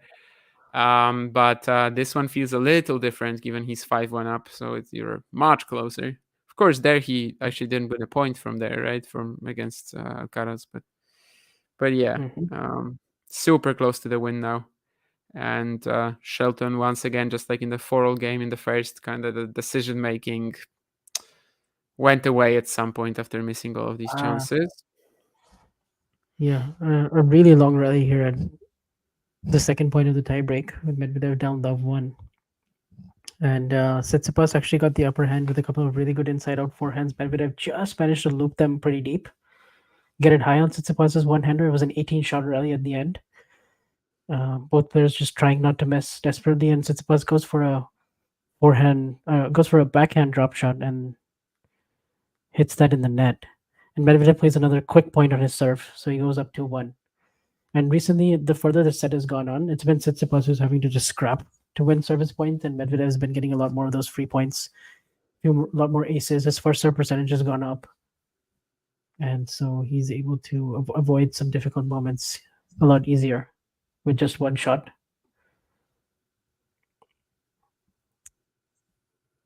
So 1-2 here. And yeah, Jannik Sinner wins that tiebreak 7-1. Yeah, that's a rough one for Shelton, honestly. I mean, he was very much in this. He was the better player through most of set 2, perhaps also most of set 1, but he just didn't take his chances. I mean, you can literally end post-match analysis with saying Shelton 0 out of 7, Sinner 1 out of 1. Yep. Well, at this point, Tsitsipas tries to serve in volley, and again he makes the mistake of trying to go back behind Daniil. And it just costs him because Medvedev knows that play is coming, and he's going to hit the backhand pass winner down the line. So it's Medvedev with the mini break. 1 hour on the dot in this first set. And by the way, Tsitsipas 9 for 20 at the net in this match. 9 for 20. Well, I mean, I guess if you advance to the net a lot, you're also using it as a disruption tactic and everything. Yeah, there've been also a lot of points where he's been forced to come in actually because Medvedev's using the drop shot. Medvedev being the one having to come up with really good passes or set up 2-shot passes. So Tsitsipas actually hasn't been that clinical when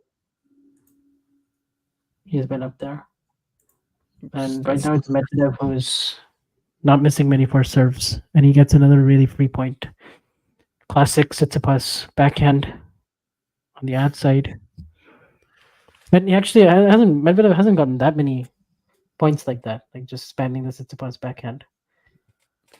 Yeah, because it's not really in his arsenal, right? I mean, if you think about this matchup, like that's not something he's going to benefit necessarily from, like other players. So I think it's even more maybe, it's even worse maybe in that sense that Tsitsipas is down in that rivalry by so much. Yeah, I think recently Tsitsipas has had a few more options sort of that he can use to disrupt Medvedev maybe, but for the most part, it's still very much like Medvedev has a consistency edge. He has the serving edge. He has the backhand to backhand edge. He kind of has the edge even in the cat and mouse points. So it's a tough one. Yeah, because if like Steph plays, I don't know, prime Nishikori or prime Cilic 10 times, he loses most of that, but not in the same way that he loses to Medvedev. Yeah. This time it's Medvedev who's really good on the +1 forehand. He actually goes back behind Tsitsipas. And well, Medvedev has played a very good tiebreak so far. And also Tsitsipas with that one spot. You are muted again. There was some sort of like static for a second, and then it muted you. Yeah. Okay, I turned on the stream finally, and it's 2-5 Tsitsipas on my screen. I don't know where you are, but yeah, that's where I'm at. Okay, Yeah, that's the slower one. So 2-5 second serve. Hopefully it will be similar. Okay, it seems like I'm a little bit faster, but just a little bit. And yes, Patrick, no tribute to Dubai, but I mean, still 7 out of 7 and 0 out of 1. It's it's similar. It's reminiscent of that match. Although actually that was the Dubai final, right? Yeah. Never mind. Dubai semi was the one where he came back from a set down, right? But that was a year earlier. Yeah. And good morning, Nurlan, of course. Ooh. So I'm surprised that Tsitsipas didn't make that a forehand when he hit the forehand inside out and he found this really good angle. Maybe he just didn't have time to run around it and he was kind of caught there really close to his body. Tries to go down the line, misses it. So this tiebreak is almost surely over with 2 breaks. It's 6-3. And well, there is a world where Medvedev could have easily lost the set with all those breakpoint saves coming back to bite him, but he never was under the same kind of pressure on his serve that Tsitsipas was. Like Tsitsipas was having to come up with some really good first serve forehand combinations or having to be really clutch and desperately needed to make first serves, whereas Medvedev could, kind of just cruise a bit more easier on serve, and that ended up being the difference in the end, I think. The show really reminds me of their Miami match. I know. That's why I was like, this is the closest thing you're going to get to the parking lot. Yeah. So Medvedev does take the first set. Looking at the stats, I mean, he was the better player overall. Yeah, played 53 points on his serve. Tsitsipas, Medvedev just 38, I think. Yeah, a lot more in terms of unreturned serves. A lot more on second serve points won as well. The percentage is much higher. And yes, 0 out of 6 on breakpoints, and Tsitsipas didn't have any. Okay, I didn't realize it was quite that that much of a. Yeah. Well, maybe in the they can go beginning, for in the Dubai first, then. in the second and third Medvedev service games, they went to deuce. He just wasn't getting to break point. But then after that, I mean, the serve and return discrepancy was just too much, and Aye. that's kind of the difference so far. I was listening to you, of course, and I was watching the Sinner Shelton match at the same time. So I kind of, well, I was aware that Medvedev had a few more chances than Steph did, but I wasn't, I didn't know that it was quite that by that extent. And well, it was still over an hour. Yeah. Tsitsipas is pushing him, that's for sure. But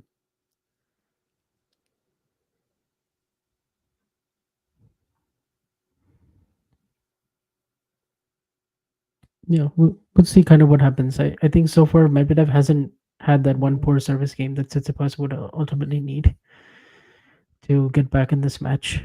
There were some service games where Medvedev, actually two of them where Medvedev double faulted on the first point and then immediately just found four serves. So did you see the Magdalinette drama, by the way? oh my goodness, I did. And also, what was she thinking with that post? Yeah, I mean, I can explain it briefly. I don't know if kind of like the English translation makes it understandable, because what she said, so like baza wirusu została zaktualizowana, that's something that you would hear like on old Windows. It would tell you that, about your antivirus, like I don't know, with Avast or something like that. But anyway, it's something that like everyone in Poland is familiar with as something you would just hear when you were at the computer years back. So like the joke is like it's funny, it's just very offensive and not and politically incorrect. And Yeah. obviously, posting that publicly, like if she told that to me in private, I would laugh. But posting that It's the kind as of like thing I would someone who's text. coming to that country, yeah. That's exactly the kind of thing I would like text to somebody in a WhatsApp. Yes, absolutely. Like it's a great joke, to be honest, because if you're Polish, like you really, this is a line that you're really familiar with, and it's a good reference. But at the same time, it's very offensive, and yeah, posting it publicly is, well, I mean, it's just a wrong decision, obviously, and it's something that she is going to regret and probably regrets already.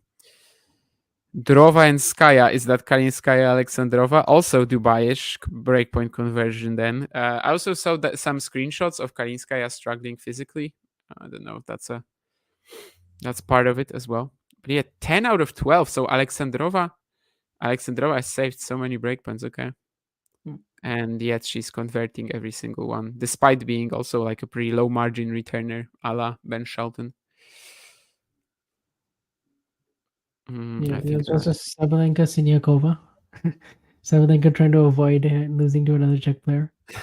Yeah, I was totally joking with that, but obviously someone didn't quite get it and started explaining the losses or something like that. But yeah, I don't know. Siniakova is definitely a unique player and kind of brings some flair to the court and all court tactics. I don't know. Let's see. Anyway, the shoulder for Medvedev seems to be an issue. I'm getting some replays of him touching it, and obviously he's now getting it massaged. So it's a medical timeout. He pointed at it at some point towards the end of the tiebreak when he already had the mini breaks. Yeah. And now he's getting rubbed on it on the changeover, and there's 2 minutes still left in the medical timeout. But obviously that's not a good sign. And that's been an issue on and off for him this year. He said a few times that, I mean, at first he was kind of ambiguous with just saying that he has some sort of physical problem, but didn't want to talk about it. But then later he admitted that it's the shoulder and that he hasn't been able to practice his serve properly, which in this matchup is actually very important. But, well, clearly so far it's not been an issue for him, that his serve isn't maybe at the peak of its powers. Mm-hmm.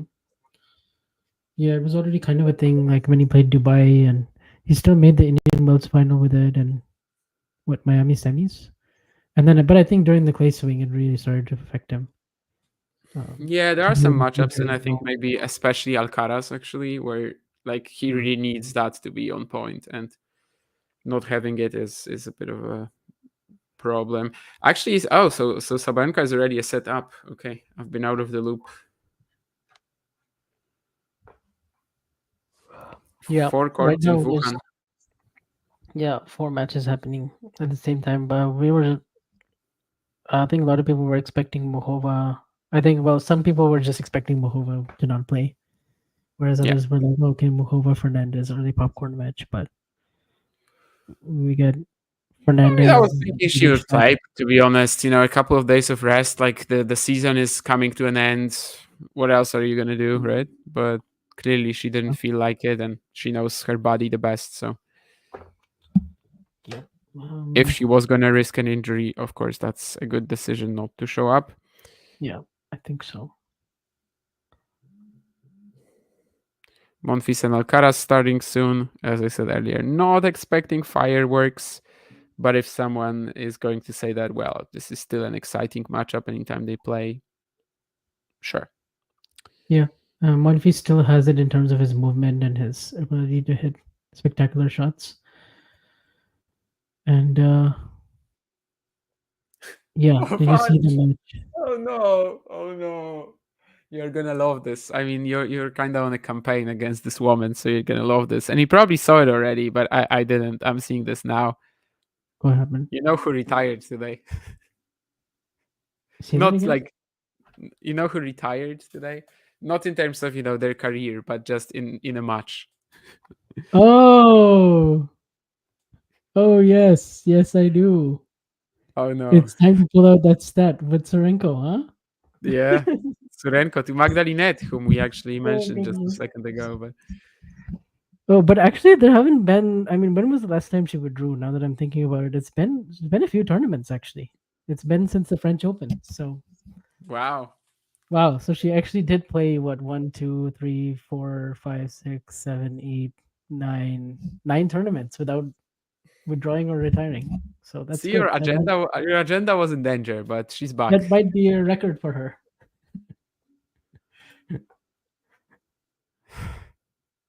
Exactly. She did qualify and played 3 matches this week, so that is pretty good. She beat Erica Andreeva in the final round of qualies. Do you feel like dark clouds are looming all over you? Is what Nurlan is asking me. Not really. No, I have a pretty positive outlook on life at the moment. Sometimes maybe, there are moments when I don't feel as confident. But yeah, I don't feel like dark clouds are looming all over me. Unless they really are and like it's about to rain or something like that, then yes. But figuratively, no, not really, Nolan. I'm sorry.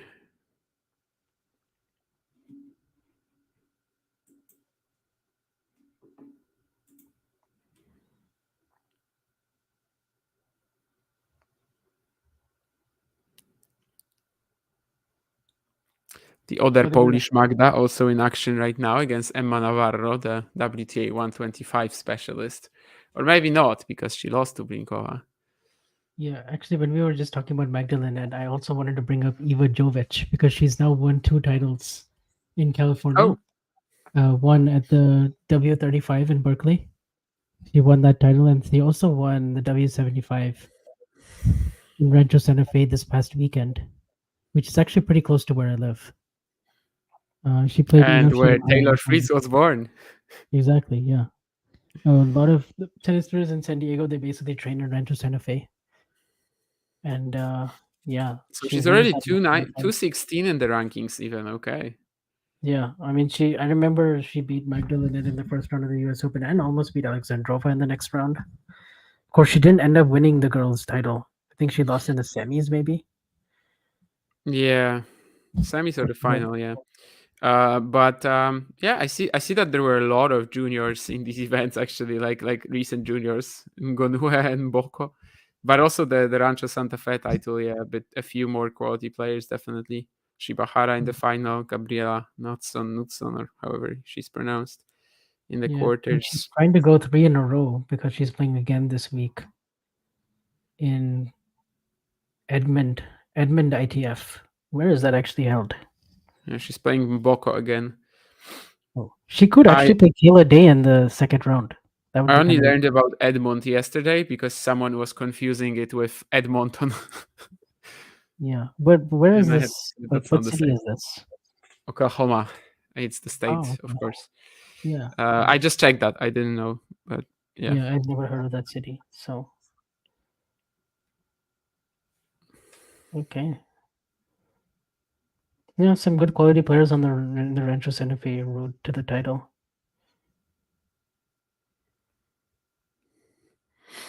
Well, actually, we have some developments here with Tsitsipas and Medvedev. Oh yeah. And well, we will have to monitor if that shoulder is going to be bothering Medvedev. But maybe they can go for a Dubai like breakpoint conversion now, as Yeah. Medvedev is already 0 out of 6, and I think Tsitsipas took his first chance now.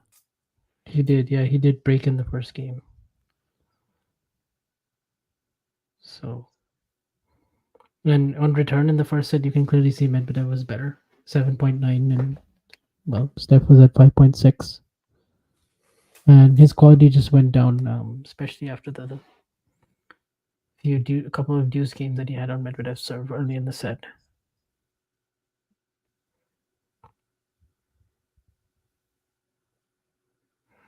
I mean, that's going to be a big thing if Medvedev's serve starts falling off now because of the shoulder.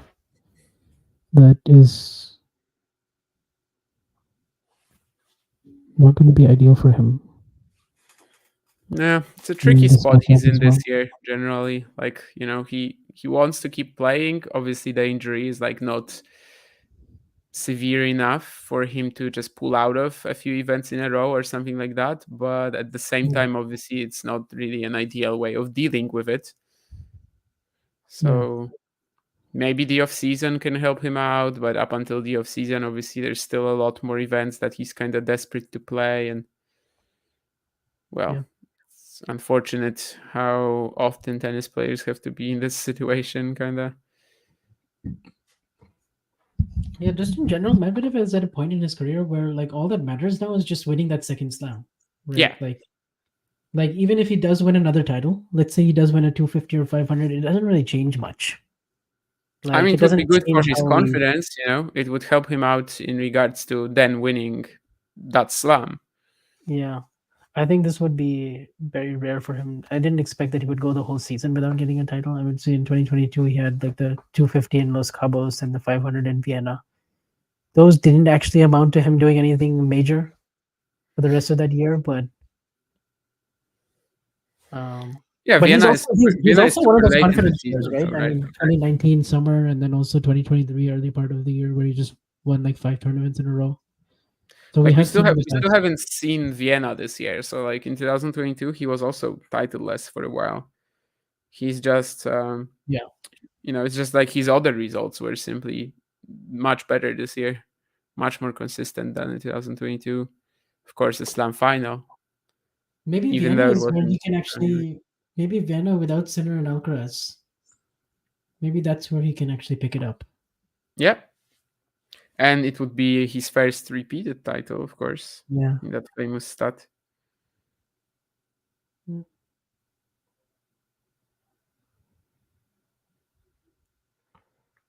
If he wants to go for a new city, he can try Basel, Try disrupting. He's on the entry list in Vienna. Yeah. Won't be the top seeds where we'll have that. Okay. But yeah. Wait, is Medvedev in the Six Kings Slam though? He is. I think so, right? So the thing is that well, he might be tired after that because that will be so intense. And I think Vienna comes the following week. Tsitsipas is gifting a couple of points here, so it's deuce. He does not want to get broken.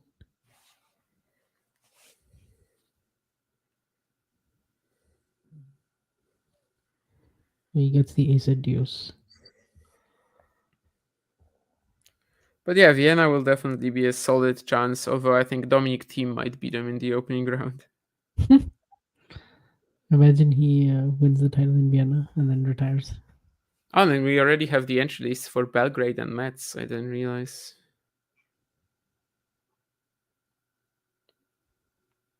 No top 10 players in Belgrade, but Alex de Minaur is on the list. Tommy Paul is on the list. Maybe they will be trying to secure their Turin spots if they get some great results from here. We'll see.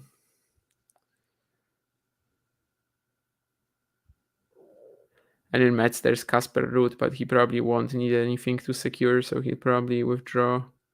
Yeah. By the way, I just realized next year there's going to be more of these type of weeks where they're going to have 2 500s in the same week, which is really good. I like weeks like this. Or like the week Yeah. that we had last week, with Tokyo and Beijing, Halle and Queens. Those are like some of my favorite weeks all year, and we already have that in February next year. With I think Dallas and Rotterdam is the same week. I think. Yeah, there's also a week with 4 events, I remember, but I don't remember which one it is. Yeah. Of course, there's still the Acapulco Dubai week, which is always good. Just a lot of tennis. An additional ATP 500 week is also, double ATP 500 week is also Barcelona, Munich, right? Yes, that was the other one, Barcelona, Munich. So that would be nice. And then there's also Hamburg the week before Roland Garros, but there's another 250 that week as well. So you have 250, I think, in Nice maybe, and then 500 in Hamburg.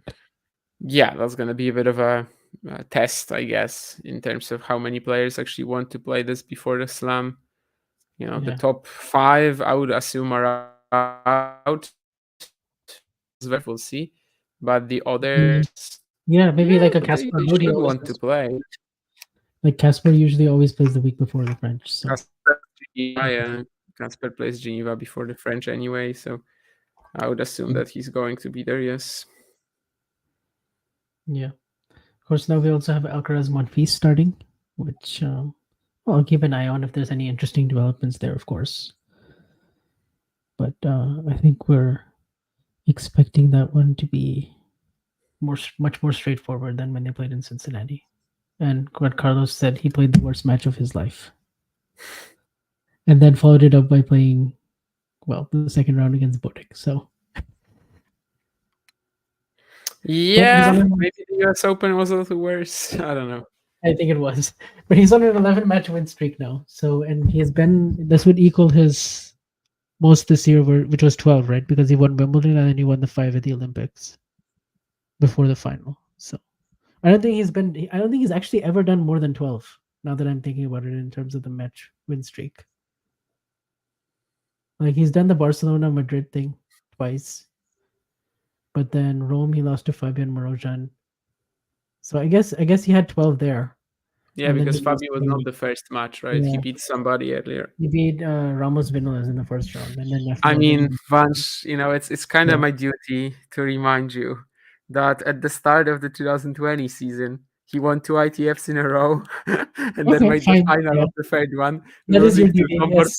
This is why you exist, man.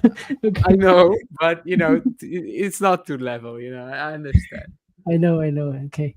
Bro, but I think he hasn't hit 15 like Sinner has, right? Yet. 2 level, probably not. No, I don't think so. No. Actually, wait. Last year, when he won Queens and Wimbledon. Mm-hmm. And then he went to Canada. Then he doesn't win 15, then, but he wins more than 12, though. So that's 14, yeah, because he wins 2 rounds in Canada. Actually, wait. Are we counting the Hopman Cup? No. Okay. Yeah. Okay, 14 then. Okay, yes, I got you. 14. Okay, 14. Because in Miami, in 2022, of course, he won Miami, but then he ruined that with, we all know, the Monte Carlo lost to Corda, right? Yeah. Yeah. So yeah, I guess that was his longest, 14. And I guess on the ITF tour it was also 14, but maybe he had I don't think he had a challenger win streak of 15. So probably he got 14 twice, but only once on the main circuit.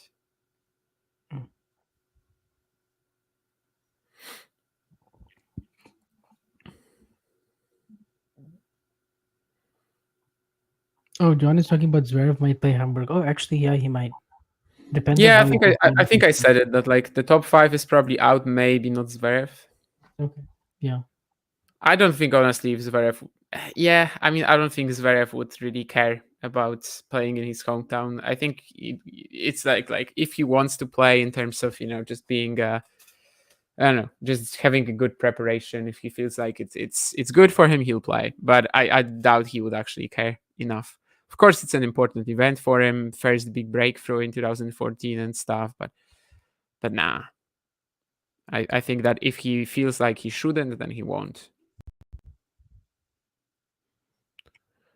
Monfils But he did usually plays a lot, so Yeah. Monfils is held, by the way, and top 15 on Alcaraz's serve. And so far, actually, it's not quite the really sharp start that Alcaraz had against Wu and even against Shank. Well, I should say the other way around, against Shang and even against Wu, because he was on serve pretty well. He was serving pretty well and hitting his forehand pretty well. Yeah, John, what is it? Soccer chief? What does that even mean? Who else has a feeling Carlos will lose again? Nurlan, I know you would like it, but no, he won't. Nurlan doesn't like Carlos? Yeah, sorta. I mean, it's unclear. Nurlan generally does, kind of jump up and down, and he said a few times that Carlos is pathetic and that he can't play tennis. Okay. That was already after Carlos won 2 slams this year. Yes. Red Bull has succeeded in signing Jurgen Klopp. He worked there as head of soccer, official title, global head of soccer. What the hell? I mean, what is that supposed to mean even? Global head of soccer. So he's like the chief. What's that role that everybody advocates for in tennis that we don't have? Chief commissioner. Chief commissioner of soccer. I guess. I mean, for Red Bull though. Dominic Thiem maybe is the Red Bull's like global head of tennis. I don't know. Navarro 1 set away from back-to-back first, second round exits. Yeah, so she's down a set to Magda Frank apparently. Yeah, I think she lost a set to Freck maybe en route to the Monterey semifinal. Yeah. I would say Monterrey, she played that, but then again, Emma Navarro plays every week. So She plays every week. She doesn't take a break. what is that discussion on right now? Like Tsitsipas is arguing about something. While I was reading the chat, I didn't see it. I didn't see it either. Oh, I think he got a time violation. Oh, the clock! The clock! Yeah. The clock! Yes! Once again, we are discussing the shot clock. Yes! Our favorite topic. They have the automatic thing again, but it's just like after the point ends, the umpire just... After the umpire announces the score, that's what it should be, right? I mean... Yeah. Because that gives the umpire then some leeway in terms of when it will actually start, which they are supposed to use by the rules. But of course, it's pretty tough. I mean, the umpires must hate it, to be honest. It adds a lot of duties to their job, and also it adds a lot of drama to their job, as we saw yesterday. We recently we have seen some players though who play pretty quick in between points, and they have been getting it. Like Carlos got 2 in Beijing in his first match in 1 game. And then obviously Francis, like he doesn't normally play very slow, right? And obviously that was a little bit more controversial because it came at 5-all, third set tiebreak. Yeah, I mean Francis was just hoping to get a bit more rest clearly after the previous rally. I don't know. I mean, obviously, I think that if the rules are there, then they should be applied consistently at every point. But then again, even the rules kind of give the umpire a lot of leeway. I think they also state, though, that if the clock goes to 0, it should be a warning. Like if the clock hasn't, you have to make sure that the clock doesn't go to 0 as an umpire, even. But yeah, I mean, Sabalenka has already pulled through, by the way, defeating Siniakova. I think she's 1 more win away from being the number 1 in the race and entering the WTA finals. I mean, of course, if their points are like literally the same, then it won't matter because it's a question of 1 match. And actually, she avoids playing Donna Vekic. Oh, Vekic lost. Okay. Yeah, so it's going to be Yulia Putintseva instead of Donna. Yeah, one more win for Arena to be number 1 ahead of the ATP, the WTA Yeah. finals. I But was of course, kind of if she hoping wins the for a title, bit she will of like almost close out Świątek's path to the number 1. Yeah. By the way, Medvedev just hit an amazing pass to break back. Yes, indeed. That was a huge reaction from him and absolutely deserved. Tsitsipas seemed like he was just going to save another break point with a pretty high percentage, +1 forehand, but Medvedev finds this cracker. Steph still can't let it go and is still talking to Fergus Murphy here. Yeah. Boots 1-0 versus Arena. Yeah, but when was that? Putintseva went over something. I don't remember, but must have been I a will long check time that. ago. I mean, Putintseva isn't that, she's dangerous. Yeah. She's beat gritty, she's tough. Yeah, she's had a good year, right? She won a title. She's made Yeah. some, round of 16 quarters in Masters lately. She also has wins over Coco and Iga this year in big If events. Arena is in a bit of an error fest mode, then that's exactly the opponent to capitalize potentially. Mhm. Yulia Putintseva. Oh, I mean, I'm not surprised you don't remember that. That was 2019. So Okay. Yeah. I wouldn't know that. I think that's US Open, yes. Oh. What round? Like second round? Yeah, precisely. Mhm. Yeah. I remember Sabalenka would just start the year well and end the year well and then somehow finish in the top 10 in those years, like 18 and 19. Yeah, I mean, she won both Wuhan both years, right? So that Yeah. definitely contributed. Yeah. 1,000 points from there. And then 2020, she wins Doha right before the pandemic. So she already had 3 1,000s, I guess, before COVID. And then has now picked up 3 more. Yeah, I guess 2020 was definitely the start of the season was like Sabalenka, Rybakina, they were already dominating the tour. It was a bit of a Yeah, foreshadowing like foreshadowing what was going to happen in 2 or 3 years. Yeah. Well, Tsitsipas is now calling the supervisor who has come down This and is a is really long discussion by Steph. I'm really surprised it's carried on this long.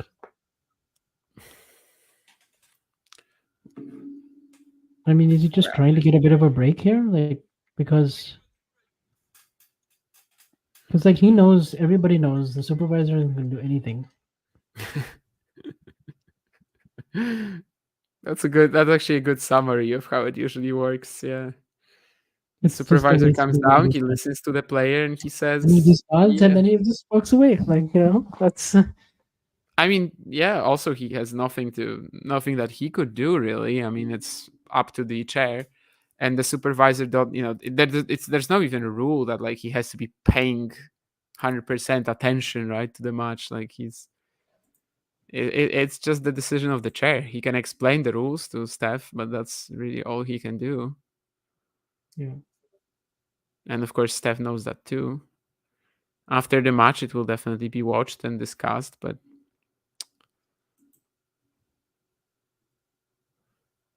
yeah, Matthew is also pretty confused about what Steph is talking about.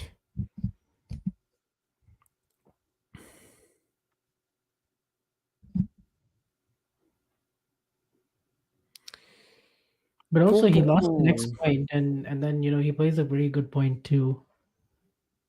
He plays the next 2 points pretty well, but Medvedev just comes up with that pass. Yeah. Nurlan, Damien, do you find going to courses to learn a new language, for example, waste of money? You would rather learn it yourself at this point? No, I don't think it's a waste of money because by yourself it's very tough, like to motivate yourself, also to find the right resources, really. Like in many cases, you could probably, I don't know, use a paid subscription of something anyway. So I think a course will be much, much more effective. Because yeah, I mean, how else would you like really sit down and learn? I think for most people it's going to be beneficial. Yeah. Duolingo is not really a way of learning a language, unfortunately. Still goes with the supervisor. Okay, finally, I think the supervisor. No. Finally, they're off the court. Yeah. I mean, he's off the court. Tsitsipas is on the court and trying to respond to some 5 minutes deep since the search. last point. Yeah, that was really long. I don't think he's helping himself like this. That's all I'm gonna No. say. Yeah, I don't think that was really going to do him any favors.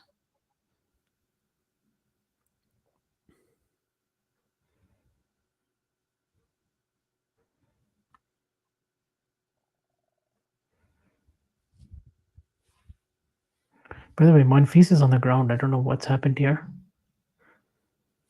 Looks like he just stepped and something has happened. He's hurt his wrist, maybe his hand. He's going to the towel. I'm actually going to rewind this and see what happened at this point. Is this Monfils getting seriously hurt, or is it just one of those chasing down the drop shots? Yeah, I guess you're right, Patrick. In that sense, in that sort of like with a dead language, it would be less something you can't reuse in conversation. Oh, It would be different. actually, it was neither. It was Monfils going for a serve and volley, and then actually just falling after he hit the volley. Friend of the show, Jaime Faria, as John says, had to battle yesterday, barely surviving Ivan Gakov, but an important win for him because the last couple of weeks they were pretty rough, especially the losses at home.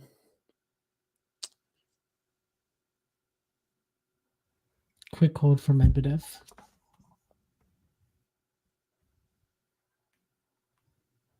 So Medvedev trying to make it 3 in a row. So there actually was a point where Tsitsipas won 4 of their last 6 matches. That was before 2023. But since then, Medvedev's trying to make it 3 in a row and 6 sets in a row.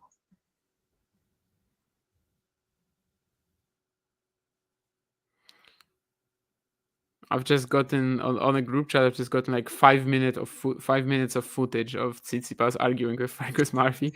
I guess I'm going to watch it later and kind of understand what it was all all 5 about. minutes? Yeah, it's like in 3 videos. Oh, okay. But yeah, I guess I'm gonna watch it later and probably understand to know what it was about. However, the guy says that brother doesn't even have any argument, so probably I'm still not gonna be able to understand.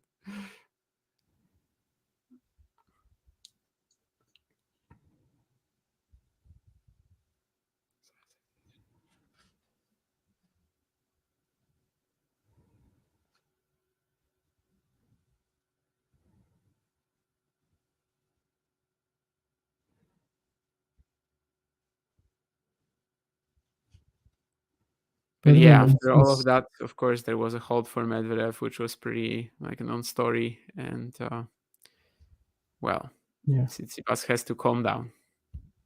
And let's say this is Carlos's like 9th or 10th unforced error so far in this set. Hasn't really found his range from the baseline. Okay. So Monfils does hold for 3-2.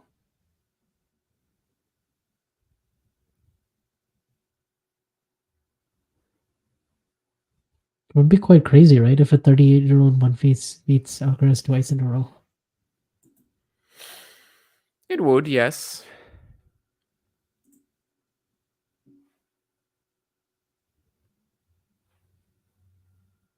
Kyle has only really been like good, let's say, on occasion this year rather than anything else. But if it's a quicker hardcore, then he definitely is doing a bit better. I mean, I could imagine like prime Monfils being a problem for Alcaraz in general. Yeah.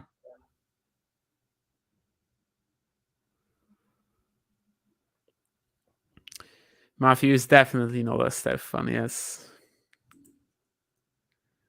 Mr. ChatGPT doesn't really fall into his liking, and my scoring is struggling to load for whatever reason, but hopefully it will be there soon. Well, it's not yet, but I'll keep working on that. Yeah, actually, the shot clock did slow the game down marginally, But not as much as people would have thought. I mean, it slowed the game down actually.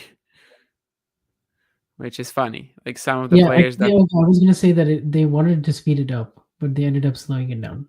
Yeah, in the past, obviously, some players who were like not using the entire 25 seconds when they didn't know how much they had. Right now, they are kind of more tempted to just go the entire 25 or almost the entire 25. I don't know. I feel like 25 seconds is honestly quite a lot most of the time,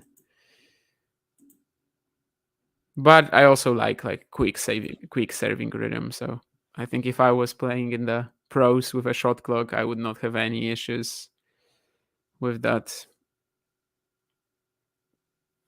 Oh, by the way, Alcaraz is now down love 30 as well in this game. That's Just don't go for the towel after every point. Love 30 at 1-2. Okay. Or 2-3. Oh, 2-3. Sorry. Yeah. It was like this forehand drop shot he missed in the net, and then Monfils just injected pace out of nowhere on a backhand cross court. So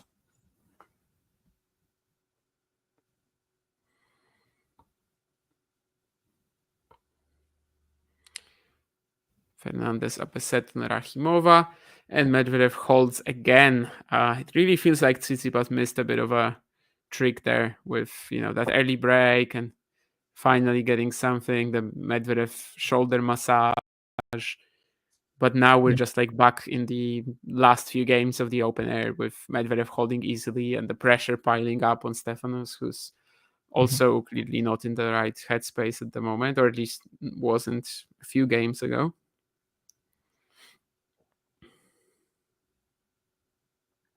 Yeah.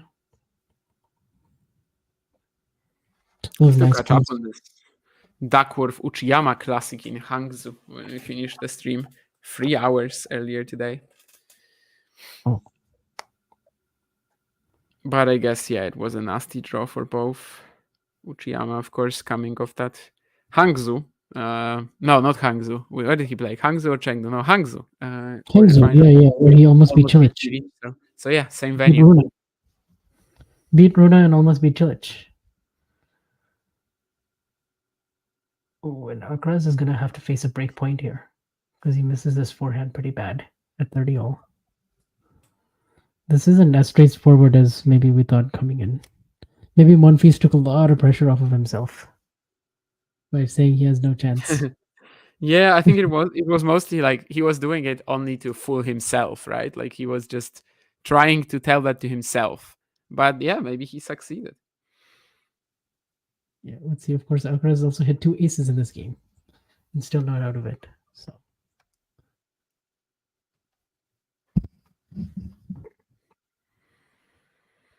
he might have succeeded at that.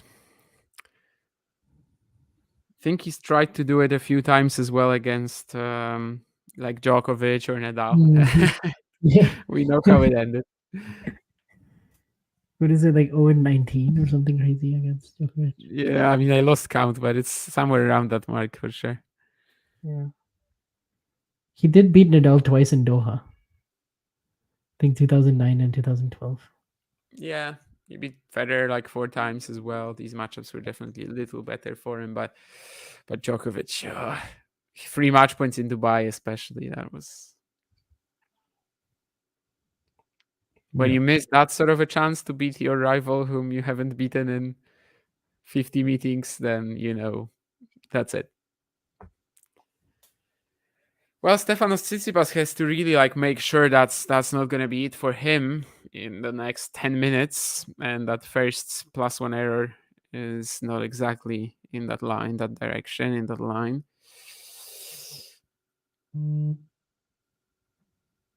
So things might get pretty scary for the Greek in a second if he can't find the first serves here, which he's not finding. Oh, but Medvedev gives him a lifeline with that second serve return, just not starting the rally at all.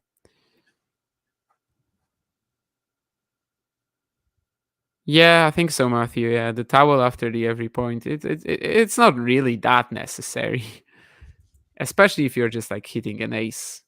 But I guess players use it as a bit of a routine. But it's normal for me. Like in table tennis, I always hated these opponents who like go for the towel after every point, and they just make this like a huge celebration out of every point, let's say. And yeah, I just want to play. I want to play points. Yeah. Speaking of, I want to play points. Monfils definitely likes these cat and mouse points that Alcaraz is engaging him in right now. As Alcaraz goes for this drop volley, and then Monfils is very quick to get up there, and he actually passes him. There's really good hands. But there's two players who I feel like, with their relative to their age, their movement hasn't declined, and that's Djokovic and Monfils. Like, it just seems like the rules. No, I mean Djokovic's movement hasn't declined. No. I mean, okay, like until this year, like it hadn't really declined enough. Okay, but this year it's declined a ton. Like yesterday, there were maybe like 2 points when Koboli moved him from corner to corner, and he looked like Cilic. But has it really like declined as much as like, I don't know, like Rafa or like I don't know, other players? Well, this year it has. But okay, before this year, no. He's also making adjustments to make sure it doesn't come out as much. Yeah, like he's just going a lot bigger on the forehand, coming forward more, like just. I would compare it to the Polish World Cup team in 2022, because we had one very old, very slow defender, and that's why we played with our defense line like very low, so that he doesn't have to engage in any like speed battles with the strikers of the other team. Like that's kind of what Djokovic is doing, He's just moving inside the court. He's being even more aggressive, so that it doesn't come into play. And by the way, this is getting really poor for Tsitsipas here. Another like vulnerable forehand point on the offense, and now a backhand shank to give Medvedev 2 break points. And well, second serve as well. He's not been finding it this game too much. Has to be really careful here, but then again, well, he has to win a point somehow, and Medvedev is just good at defending. But that's a nice way for Steph to save the first break point. Comes in and locks in on that forehand volley. Yes, indeed. Medvedev has been good at managing that shoulder problem all year, and who knows, maybe he's about to get another win despite feeling pain. And he would obviously play Sinner next if he beats Tsitsipas, which has been one of the more entertaining matchups of the season, I would say. Yeah. Not yet. I mean, he won't get the break yet. Tsitsipas with a serve down the tee. There's a challenge, but it's not going to be successful. Yeah. I think even Daniil didn't believe in that challenge. Is Tsitsipas the only player that like post-puke Sinner hasn't beaten inside the top 20? Well, maybe. But we all know that I think he might be. The reason is the Monte Carlo injury, rather than actually not being able to. I think the challenge, right? Like on that break point to go up double break. I don't even remember, but if he stayed fit until the end of the match, I don't think he loses that. Well, Stefanos Tsitsipas, oh my god! Well, at first, to go down another break point, he missed the backhand into the net. Now he drop shots Medvedev. Daniil is pretty quick to chase it down, but still, I mean, Steph has to find the pass there, but instead he just plays straight at Medvedev, really. Yeah. And that's going to be the break. That's going to be Medvedev serving. This drop shot was really good, but then Medvedev gets drop shot was good. Drop shot was good. He could have done anything with this. I mean, he chose to go right at Daniil. There was enough space, certainly, to. There was enough space, but there was not enough pace on that attempt to go at Medvedev. And well, serving for the match, despite looking so looking in pain at the start of this set. Yeah.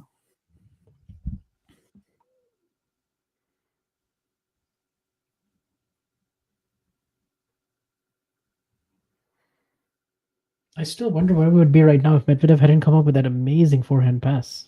Yeah. And I think that's what's really going to win him this match and in this set especially. I mean, also the key first set tiebreak and how he didn't let those breakpoint saved numbers get in the way of a poor service game at all. So can be easy to lose a set when you've had 6 break chances and not taking any of them.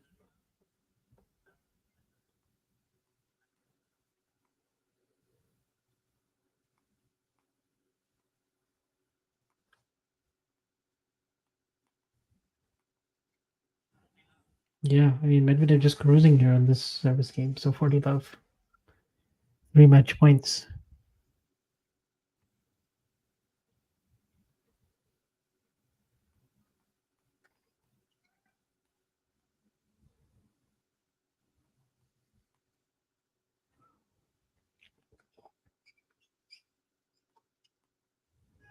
Yeah, finishes with a backhand winner down the line.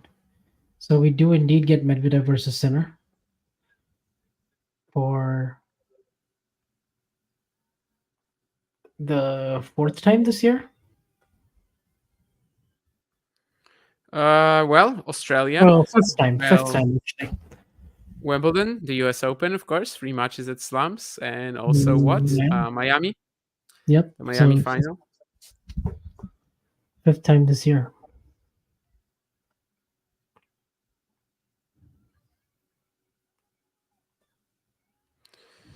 (10-4) for Medvedev now in that Tsitsipas matchup.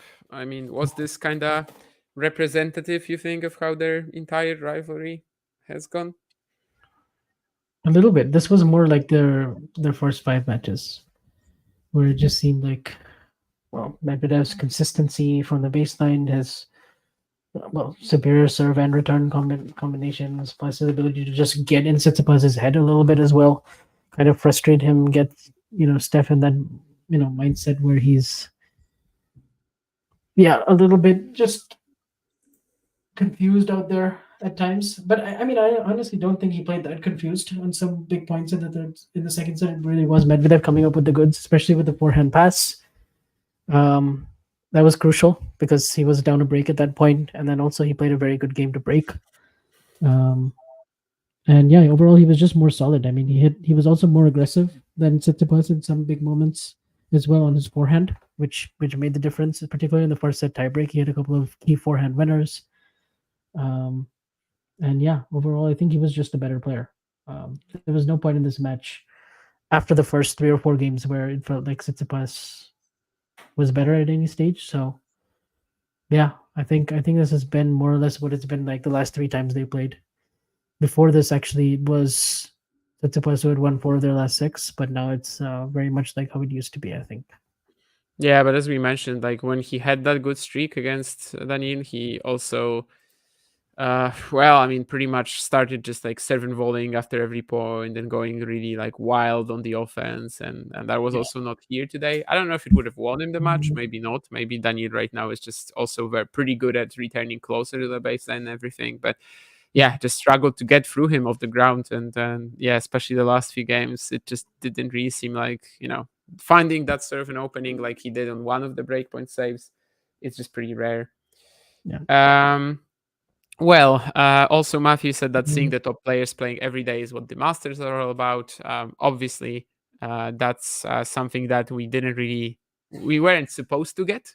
However, we got it because of the rain delays in Shanghai, and it is good. I think we're going to switch to the 2 quarterfinals on Thursday, 2 quarterfinals on Friday system though now. So that's going to be slightly worse in that sense. But yeah, right now also Wuhan, of course, is working in a similar frame. And Matthew was also talking about the Djokovic movement on clay, less vulnerable. He has time to defend balls out wide. Haven't seen him post injury, post the knee problem on clay, I guess. Well, the Olympics, right? Well, the Olympics. So yeah, I forgot about that. Was he moving there on the defense well? Yeah, I guess. The forehand counters, he's not really finding shots like this right now. So maybe. That's not actually. Yeah, I forgot there are the Olympics existed. Because usually the clay season, of course, ends with Roland Garros for most players, at least, especially for Djokovic, who I don't think has ever played Hamburg since it switched to July. I mean, Buseja. I mean, where do I start? I'm probably gonna skip that question right now, to be honest. because it doesn't make sense for me to talk about these guys for like 5-10 minutes now, as no one would be interested in that generally. But well, yeah, this is some transcription of the Tsitsipas Tiafoe thing. I also heard, yeah, well, maybe if you watch more matches, that's something that I heard. And that's actually from Fergus, not from Steph. Yeah. Oh wow. I saw this quote somewhere, and I was thinking it was Steph who said it, but no, it was Fergus who said it. That's amazing. Interesting. Yeah, so that was not a crazy day of tennis, not a crazy couple of matches, but certainly entertaining. Breakpoint conversion was a theme, but in one of them, the player who had more lost. In one of them, they won. And yeah, tomorrow, Sinner Medvedev. Any thoughts on that? Maybe to end the show. Is it tomorrow? It should be, right? I mean, since they're playing early today, I'm pretty sure it's tomorrow. Yeah, I think it will be tomorrow. Look, I mean, certainly coming in,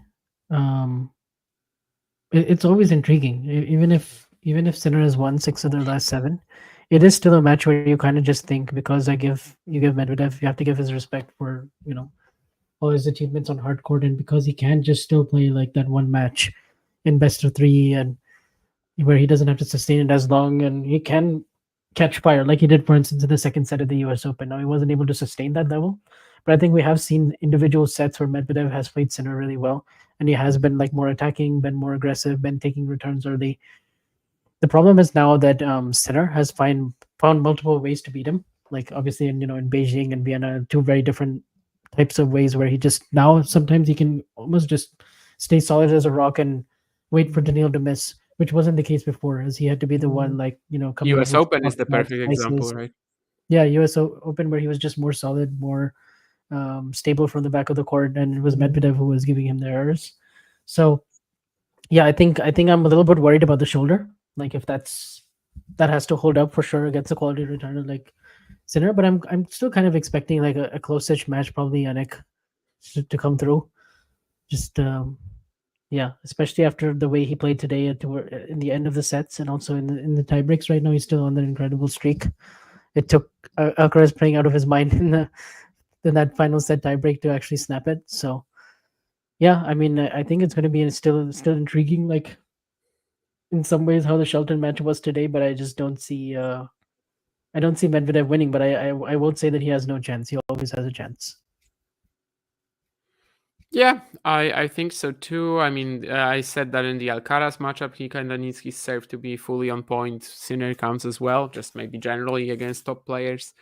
And yeah, he's given him a good fight on occasion this year. I remember pre-tournament thinking that it's probably going to be a very close match because Sinner might be a little tired again after Beijing like he was last year. He's not looking like it so far. So I would say my confidence in a Medvedev win has dropped a little. But it's always a match that is worth watching, I think, and it's always a match that should deliver at least a little bit. US Open, even if it was a mess, I mean, Daniel still took a set, and it was just exciting to see how it unfolded, even if he just kind of went overboard with the backhand aggression and ended up just making tons of errors. Yeah, I think with that we might actually wrap up. So this is definitely the discussion. Definitely you have no cardio. That's something that Steph said to Fergus Murphy, which is insane. And also you probably serve and volley all the time. Actually, serve and volleying is pretty tiring. Like if you're gonna serve and volley all the time, I think that's where my cardio would probably suck if I just started doing that. If I play a game of like full on serve and volley, which I sometimes do just for fun, then I'm probably more tired after that than just after like low intensity baseline tennis at my level. Anyway, that's not important right now. We are siding with actually we don't know who we are siding with. We didn't see the full incident. We are siding with who was it yesterday? Monfils and no, I mean Tiafoe and Zverev. Yeah, you're talking about. I suddenly forgot who the umpire was. Oh, I mean there was Bernardes for the Zverev match, and then for Tiafoe, for Zverev I think it was Layani, right? Oh yeah. So we are siding with Layani, and we are siding with whoever the umpire was for the Tiafoe match. Here we don't know who we are siding with yet because we didn't see the full incident and what they were talking about. At least Steph didn't use the same words that Francis did yesterday. And that's actually kind of what Matthew said like 10 minutes ago, that Steph doing it for minus the F-bombs. And, well, thank you guys for following these 2 matches with us. Glad to bring this to you, and keep subscribing. We have to keep growing. 10K is done, but our goals are much greater. Thank you, Vansh, and yeah, bye. Yep, thank you. Bye. If you enjoyed this video, make sure you hit that like button. Don't forget to subscribe and click that notification bell so you don't miss out on all things tennis.